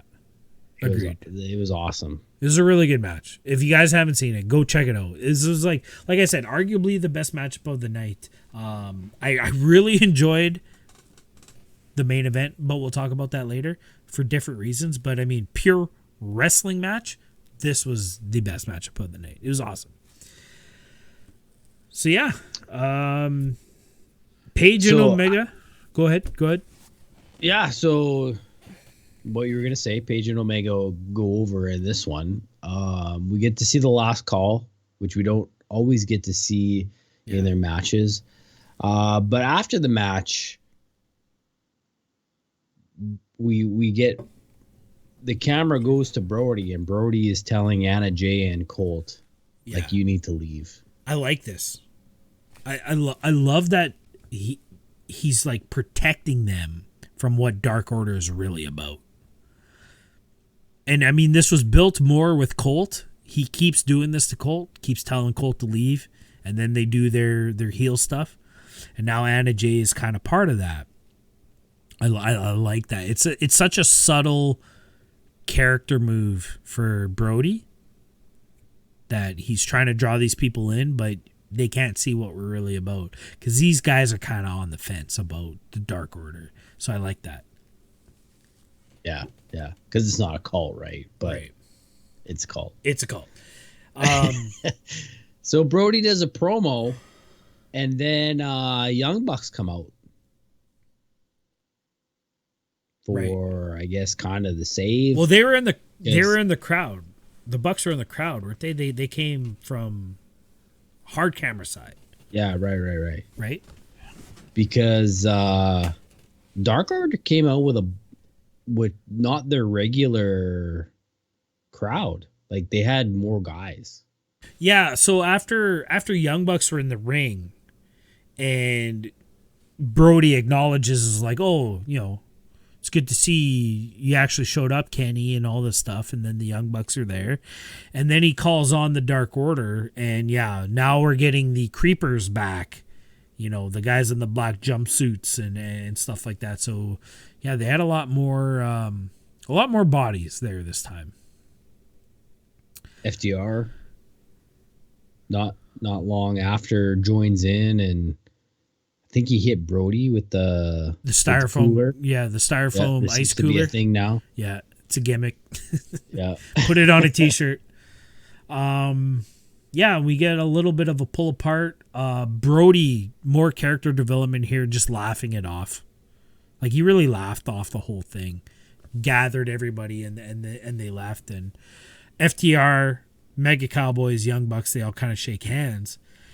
And then it's like right after all this happens, we get announcements for next week. And we're going to get a fucking 12-man tag after that horrific 10-man tag. I don't have high hopes. But it's going to be FTR, Omega and Paige, Young Bucks versus the Dark Order. Yeah, like, I don't know. Like, are we just crazy? We don't know wrestling? Or how can you follow that many people? It doesn't make any sense. I hope they learn from their mistakes and it's a little bit better, but we'll see. This leads into a Britt Baker segment. She's basically talking about the new item on the block. She's talking about the tag team tournament, and how Swole is still nagging her. She sees that she's going to be in the tournament, but I honestly, I don't even know what this was about. But she mentioned Swole. She mentioned the tag team tournament. It wasn't the best outing from her. It was pretty much, I'm not stupid. I'm a dentist. I know she's going to be off suspension. Right. And she'll be a part of this. And I think that's all it was just that we should expect to see Big Swole come this tournament. Did she call Swole out for All Out? Did I hear that? Or did I dream that? Last week. I thought that was last week. Oh, okay. Yeah. Interesting. But yeah, pretty simple segment. It was just a classic Britt Baker kind of heel promo. Didn't really hit home as well as some of her other stuff did, but I mean, she's staying on TV. There's no rebel. There's no rebel. She was just kind of like agreeing. So yeah, we'll see what happens. Let's move on to the next matchup of the night. Another dud, unfortunately for me. Diamante getting her title shot against Hikaru Shida for beating Ivelisse last week on Dynamite. Yeah, I don't know what it was. I think this was a chemistry thing. The Diamante Ivelisse match wasn't the strongest match I've ever seen. But this one, there was something really missing in this match, and I think it was chemistry. I thought it was communication. That's a good point. Because there was a few times where they just kind of stood there, and it's like it didn't know where to go next. Yeah.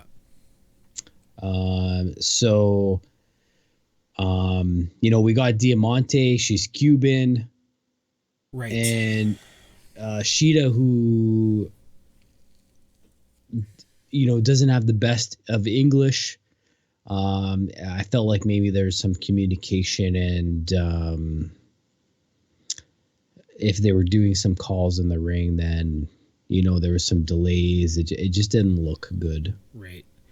It seemed like while they were in the midst of the match and they were trying to, formulate the body of the match, things were out of sync. There was a moment there where Diamante was giving some forearms to Shida, and then she kind of just stood there, and it was like Shida was supposed to answer, but then they didn't, and then there was just like some weird Irish whip into the ropes. Like there was like a really poignant 3 seconds there where like nothing happened. But then once it got to the point of the match where Shida was to, fire up, make the comeback, get the win, that all flowed fairly well. It's like once the finish was in place and what it was talked about in the back came to fruition, everybody was on point. And then the match flowed a little bit better, but that first 75% of the match was pretty bad. Not as bad as the aforementioned 10-man tag match, but I mean, it was bad. Yeah. Yeah, no, I totally agree. There was a spot there where Shida does the, she's doing a suplex and she delays in the air. Well, that felt like 4 minutes. Right. Them being in the clutch to get her up and whatnot. I want to say this is Shida's worst match since she's been in AEW. Unfortunately. And I don't think it's lack of talent. It was just like you said, it could be an off night, or it could be just a lack of what did you say? Chemistry. I lost it. Chemistry. Yeah. Well, I mean, I like how you put it. It's a communication breakdown where you have a Cuban whose second language is English, and then you have a Japanese who could you even say English is their second language? It's probably not even considered a second language. She knows a couple phrases to get her by, kind of thing, right? Like, I can say Konnichiwa, but doesn't mean Japanese is my second language. You know what I mean? Like, so when you have two foreigners, like how do you got to feel like they're communicating in English, and then it's broken. The translations are a little bit different, and there's a breakdown. That's all there is to it. Yeah. It's unfortunate. Diamante, great wrestler. Shida, an awesome wrestler. They just didn't gel. And that's unfortunate. Shida wins with her signature running knee. Holds on to the title again. Nothing really new there. Let's move on to somewhat of an announcement. Last week we had the announcement of the women's tag team tournament that's going to run throughout the rest of the summer. This was the announcement of the Deadly Draw rules. Again, not the strongest name. Did we really have to have a gimmick name for how the draw and the tag teams were going to be put together? I don't think so, but they decided they were going to put a gimmick on it, and they decided the Deadly Draw rules, but it is what it is. To go over what the rules are quickly, the tournament is going to be a random draw. All competitors must draw a colored chip. Matching colors will become a team. Selections are final and cannot be appealed, which is an interesting little tidbit. Yeah. Which a Britt Swole team? Like a Britt Swole team. You were thinking that too? It's got to happen. Yeah. Like, it's building that way, right? And that's the first thing I thought of too. So, yeah. No bonus points, I guess, since we both have the same idea. But yeah, interesting. It could lead to some interesting matchups, like you say, Swole, Britt Baker. Maybe this leads to some new partnerships, maybe a female faction in the works. Who knows? I couldn't even throw out a name. Brandy, Alley have been a tag team lately. Maybe this is their breakup. Maybe Alley takes on some other girls like a Kenzie Moore or Kenzie Page or a Skylar Moore. Who knows? This could be. There's a lot of options that we can go with this sort of setup. I like it. Now, in this video package, I felt like they showed a trophy rather than belts. Right, yeah. And I think Did I remember that correctly? Yeah, for sure. I think that's where they're going to go. This might be a yearly thing, like the Mae Young Classic. It's not necessarily a title of any sorts, but you get the trophy. You hang on to it for the year. You have the bragging rights, and then we do it all again next year. The Dusty Rhodes Classic in NXT. Similar. I think that's all it is. Okay. But I think it's a good device to create new friendships, create new alliances, and build on some current non friendships, aka Swole and Baker. I mean, it's almost guaranteed that they're going to be tagging together. I feel the same. All right, let's move on. Leading out of this, we get into the first draw that we get to see. It's going to be Nyla Rose with her new appointed manager, Vicky Guerrero. Vicky playing the excuse me gimmick still. She must own that, which is kind of surprising, but we get to hear her screech. But Nyla Rose picks her chip. She chooses purple. And I forget who was it Dasha Gonzalez? Dasha. Yeah. So she mentions like, hey, someone already picked purple, and your tag team is set, and we get somewhat of a surprise. A surprise. It was a surprise. Ariane. Did we figure out how the pronunciation of this is going to be? Ariane. I think it was Ariane. Yeah. Yeah. Formerly known as the other Funkadactyl, Cameron. I don't know if she's all elite or she's filling in for this tournament. But what are your thoughts of another ex-WWE superstar coming over to AEW? Well, I think this is the more famous of the Funkadactyls, right? Wow, you think so? Not for a good reason, but yes. there's that one match we always kind of refer to, and you can probably tell it better than I can. I was surprised. I mean, I didn't get her by looks to know who she was, but as soon as you told me,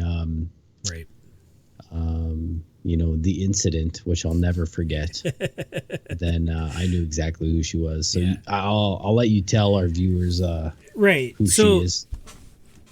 The incident that took place, it was just a random Raw. It was a random tag team match. We had the Funkadactyls being Cameron and Naomi. They were up against like Alicia Fox and I couldn't even tell you who the other one would have been. Maybe one of the Bellas. This was a long time ago. And basically what happens is that Ariane, Cameron, used to do this. She would grab her foot up above her head like a yoga and then do this like leg drop. And then it would go into a pin. It was kind of a signature move. Well, for whatever reason, Alicia Fox was on her belly this time. She didn't have time to roll over, or, Cameron came down too early with the leg. She doesn't realize Alicia Fox is on her belly, and the ref's just standing there. And she gets like good on her for trying to go with the flow, improvise a little bit. She goes full heel. She's like, count it. And the ref's like, I can't. She's on her belly. Oh my God. And then there's this. And you can hear all of this on the TV. Oh yeah. Like it's audible. And there's this awkward rollover. They try to do the pin still. It's like a kick. Oh, it was really bad. I don't think it was anybody's fault. I think it was a timing issue, whatever. But anyways, I was genuinely surprised that she showed up here. Like, I didn't expect that at all. I didn't hear any rumors. It's a good opportunity. She's not the greatest of professional wrestlers. I believe her and Naomi both were kind of that tail end of the Divas era. When they became Funkadactyls, you're two beautiful women, go out there and dance around this other guy, and then they were like, well, we really want to wrestle, and they went through their training, they became a tag team. It is what it is. I'm interested to see how much she's progressed in the three years that she's been out of WWE, however long it's been. So I'm gonna give her due diligence, give her chance to show me that she's gotten better, for sure. Interesting tag with Nyla Rose. I feel like this is going to be similar to when Nyla was tagging with whoever she was tagging with. I can't even remember when they were going up against Statlander and Shida. Who was that? But anyways, it was Britt. It was Britt. It was Britt. Yeah. It was Britt. And I feel like it's going to be something similar where Nyla's going to be really doing all the work and Britt trying to. Yeah. So we'll see how What it if goes. she does the whole count it? Oh. Like, will you pop hard? I'll pop hard. Yeah. I would pop harder if it went wrong again and that was the joke. I would pop so hard if she made light of it. It's good if you can laugh at yourself. Yeah. If she does it, but then before she says count it, because realizes that real, is that the last time we ever saw her? No, but soon after. Yeah. It is what it is. But yeah, interesting stuff. I'm excited for this women's tag team tournament. And we now know one of the tag teams, Nyla Rose and Ariane. Looking forward to it. Let's get into the next segment of the night. One of the better, probably the best segment, along with the tag team championship match. MJF is going to give his state of the wrestling world address. Again, very political themed motif going into this promo. But how good was this promo? Wow. Promo of the decade? I mean, it's only 2020, but that's a bold statement. But no, yeah, I agree. This promo was fire. It lit up the Twitterverse. Everybody was talking about it. Like him or not, MJF nailed it here. I don't know. I mean, we're Canadian, right? I don't know that this whole political shroud over this segment, like, I don't get it, but we've seen it before. But it is what it is. But this promo, what he was saying, you know, Moxley isn't my champion. I don't think he deserves to be champion. He did all the hashtags and stuff like that, and essentially throws out the challenge to Moxley. What were your thoughts on all this, MJF?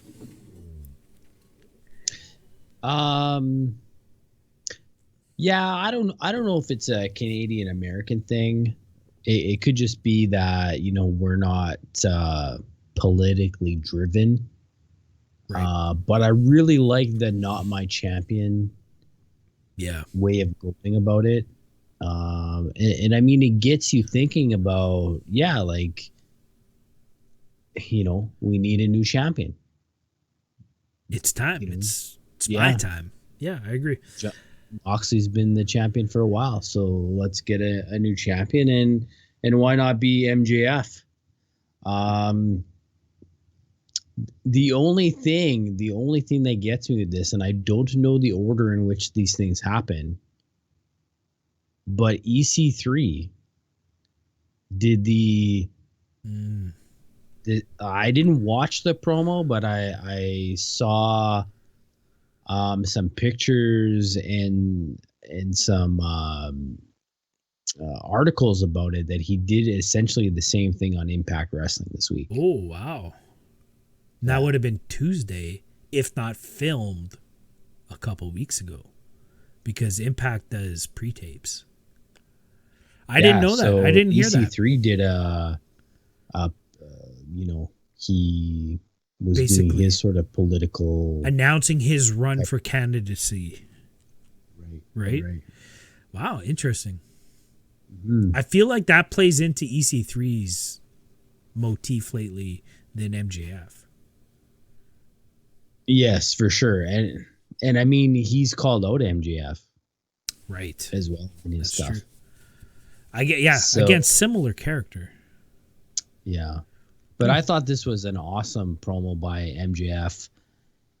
You know, he doesn't even, I sat there watching him going, he doesn't even and ah. Like, he has all of this, like, at his disposal, and just talking about, like, he mentions some old school wrestling.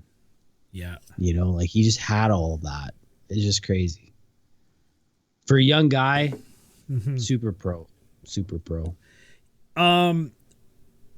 Not that there's a stark comparison, but because he came first, this MJF's promo delivery reminds me a lot of Enzo. You know how Enzo had everything written, memorized, very much like he was performing a song, which, I mean, we know he is a rapper now. It's not the best, but it is what it is. But when Enzo did promos, it had that same feel to it, where he knew exactly what he was going to say, when he was going to say it, how he was going to say it, the cadence of how he was going to say it. You know what I mean? Like, and when you talk about how nailed down MJF has that, it reminds me of Enzo, but only because Enzo came first. So, yeah, I think I agree with you. I think MJF is better than Enzo, though, definitely.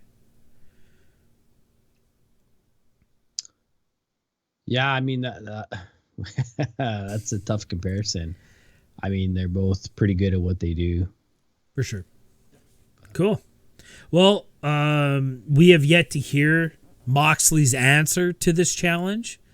It sounds like it's going to be for All Out come September long, which I can only assume is when All Out's going to be, since it seems to be that's when the weekend is. And yeah, it'll be interesting to see what Moxley has to say, because he's kind of tied up in his own feud right now, as we'll get into right now. Going into the main event, it was announced last week, Brian Cage, Ricky Starks versus Darby Allin and champ Jon Moxley.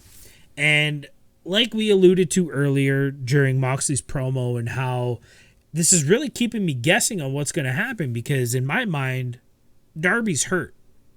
He's got a concussion. It's the era of, concussion safety is a big thing. So, like, how are they going to let him wrestle? And it starts off with Moxley. It starts off with Darby's music, and nothing happens. No one comes out. Clever. I'm like, yeah, this is a cool way. Yeah, he's hurt. Then all of a sudden, this is a handicap match. This is cool. I like this. And then Moxley comes out, whatever, and then we go to the back, and it's Taz, it's Brian Cage, and Ricky Starks, and they cut this heel promo on Moxley. Oh, where's your little buddy, and all this stuff. I'll be the first to admit this. I gotta give some mad props to Starks on the mic here. Yeah, I've been very, very critical of his wrestling, but this kid can talk. I liked it. Yeah, he's good on the mic. It hurts me to say it, but at least he's got something. Yeah. His character's a little off. His wrestling's a little off. He's a little unsafe, but he can mic. Give him props. Cage not so good on the mic. Yeah, you should just stick to being big. But I guess that's why Taz is there. Yeah, I guess that's why Taz is there. Good call. So anyways, they finish their promo. The music hits. The Cage music hits. They come out of the tunnel, and there's Darby. Coffin drop off the entranceway. I mean, we saw this gimmick last week, but if it ain't broke, don't fix it. At least it didn't take a half an hour to happen. So exactly. So yeah, it was good. I liked the reveal. It was a good surprise. Again, at this point, like, I'm thinking this is going to be some kind of handicap match, but there's a surprise. Darby hits the coffin drop, and yeah, this is the tornado tag team match. No tags. Everybody's legal. First one to get a pin wins. No DQ. And man, we had one hell of a match. I don't even remember the bell happening. Exactly. Like, is the start of this match happening? Like, there was that moment where everybody's in the ring and then you hit the bell, right? Yeah. Like, it just shit started happening. And I have to admit, for it being, for the commentary even putting over that this was, a no DQ match. There's no rules in this match, and JR even forgot the rules of a Texas Tornado match there for a second, which I thought was unfortunate and funny, but it is what it is. But I have to admit that the first half of this match really wasn't hardcore driven. Moxley brought the one trash can out for a little while. There might have been a table set up, but no one was really going through anything. No one was really hitting anybody with anything, which I thought was almost smart in a way. It would have really drifted into the match that we will no longer mention or no longer speak of. If everybody just came out and started hitting each other with chairs and sticks and putting people through tables, it might have got a little bit jumbled. So I liked the structure and the discipline of this match to just be a brawl, first of all, and then we'll get into some hardcore stuff later. I liked it. Yeah. I didn't notice it in the moment, but now that you say it, yeah, I thought that was good. Because like at one point, Brian Cage does a super kick. Right. Out of nowhere. And I'm thinking, what? Like, this big guy is doing a super kick? Wow. And then I'm thinking, like, could Brock Lesnar actually do a super kick? He used to back in the day. Yeah. Really? Before super kicks were super kicks, and he was still like 220 and not 270. But yeah. He used to Before he throw, learned the German suplex? Yeah. Yeah. He used to leg slap once in a while. Okay. But I thought it was super athletic for Cage to do a super kick. And yeah, like you say, like they were wrestling. It was good. Cage doing the super kick, it falls into that territory of Hangman doing that moonsault, which credit to Hangman, he hasn't pulled out since I called him out on it. Thanks for watching the show, Adam. But that's a thing. If he pulls it out once in a while, it's cool. But if he's doing it in every match, then, you're a big guy. You shouldn't be doing that. So it is one of those things. But yeah, great match. When we do finally get into some of the hardcore stuff, man, Darby, I'm starting to think some of these moves that I've been like, why are people treating Darby this way? It's all his own fault. Like, he just takes bumps like Sasha Banks does. Like, the more I can cripple myself, the better it looks. Man, did he get folded up a couple times. Just taking the simplest of suplexes. But, I mean, it made me, like, if I'm doing this, something's looking good. That's all I can say. Great match. What did you think of the end? What did you think of this tack spot? Well, I feel like we've seen this before. Have we not seen this Darby with the tacks on the bottom of the skateboard? Yeah, maybe. Before?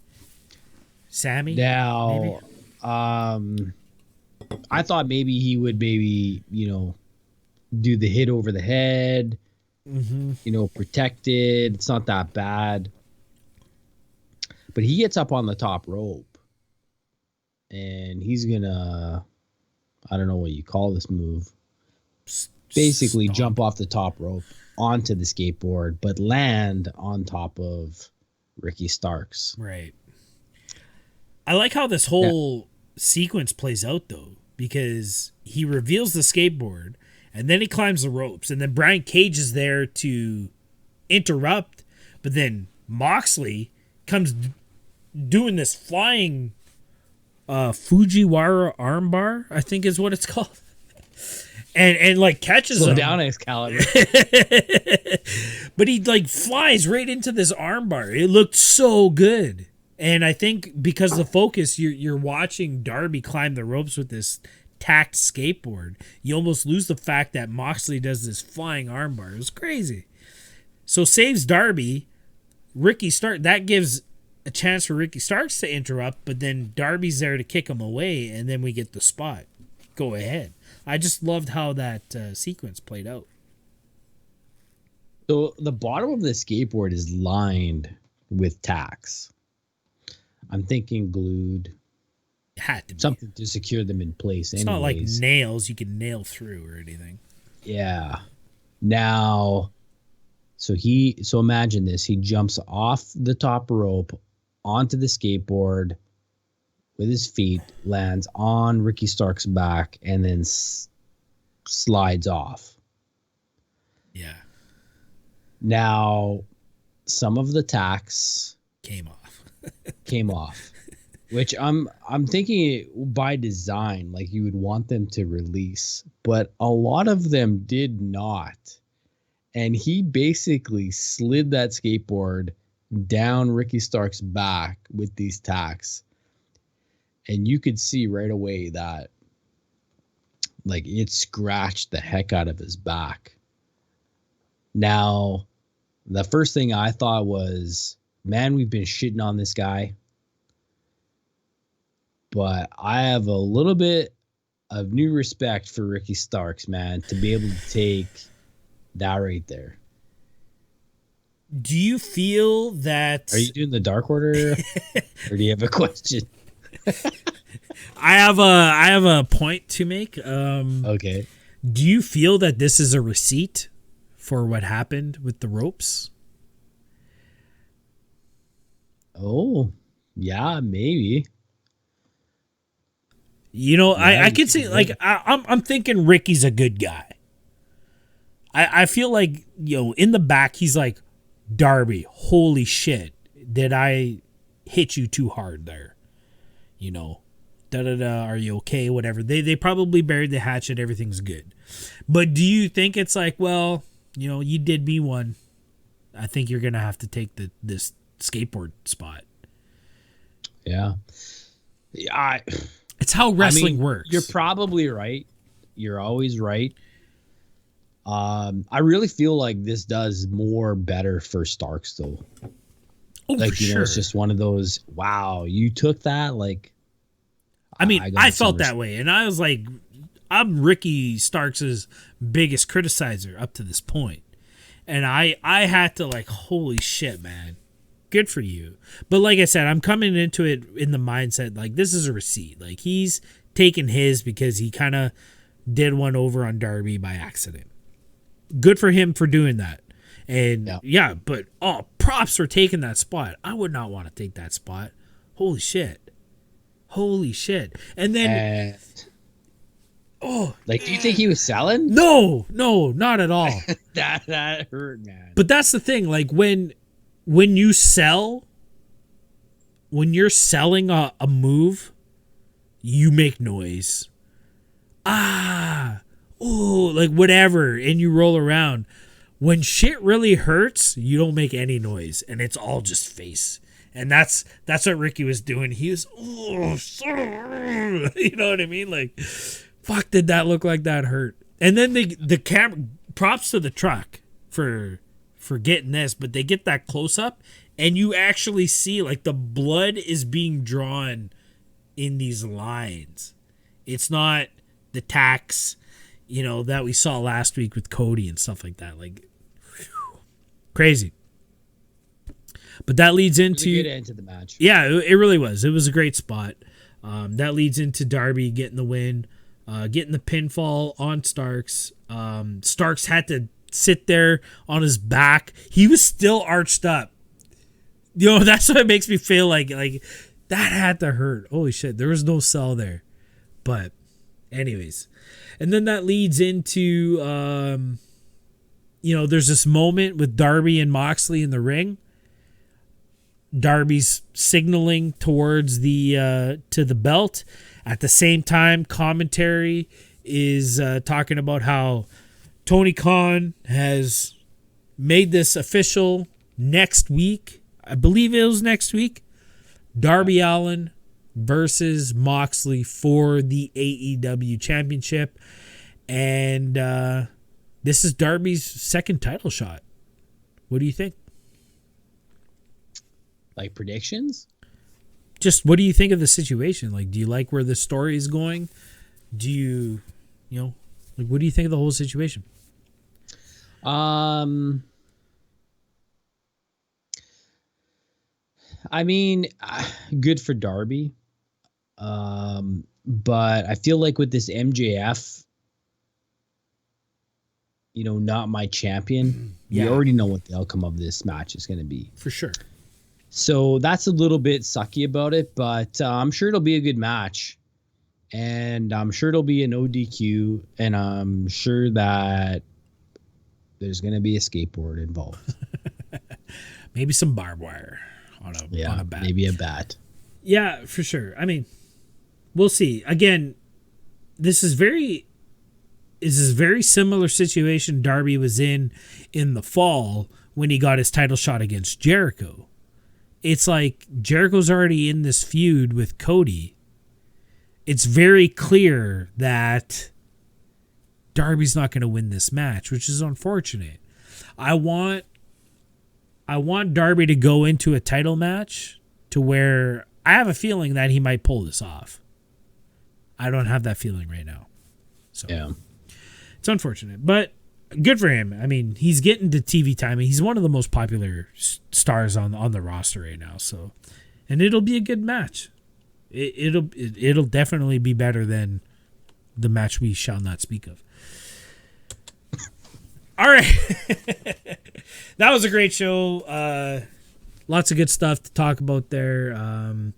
All the good news and breaking kayfabe. Miro is going to be a Twitch streamer. Gets banned first day after announcing he's a pro Twitcher. Gets banned. Good stuff.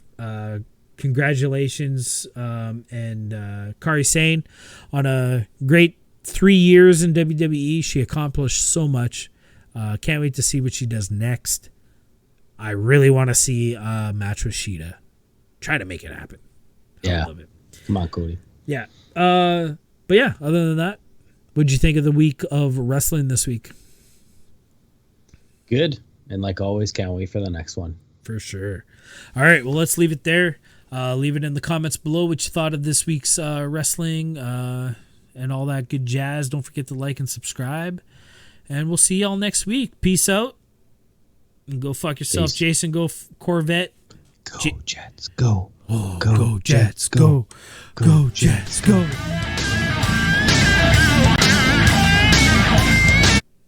The pull apart, if you will, the attack on Darby, the Moxley save, but then we have no further you fucked me up there. Just go. I was thinking we got to do it like on a transition. Right. Go. Okay.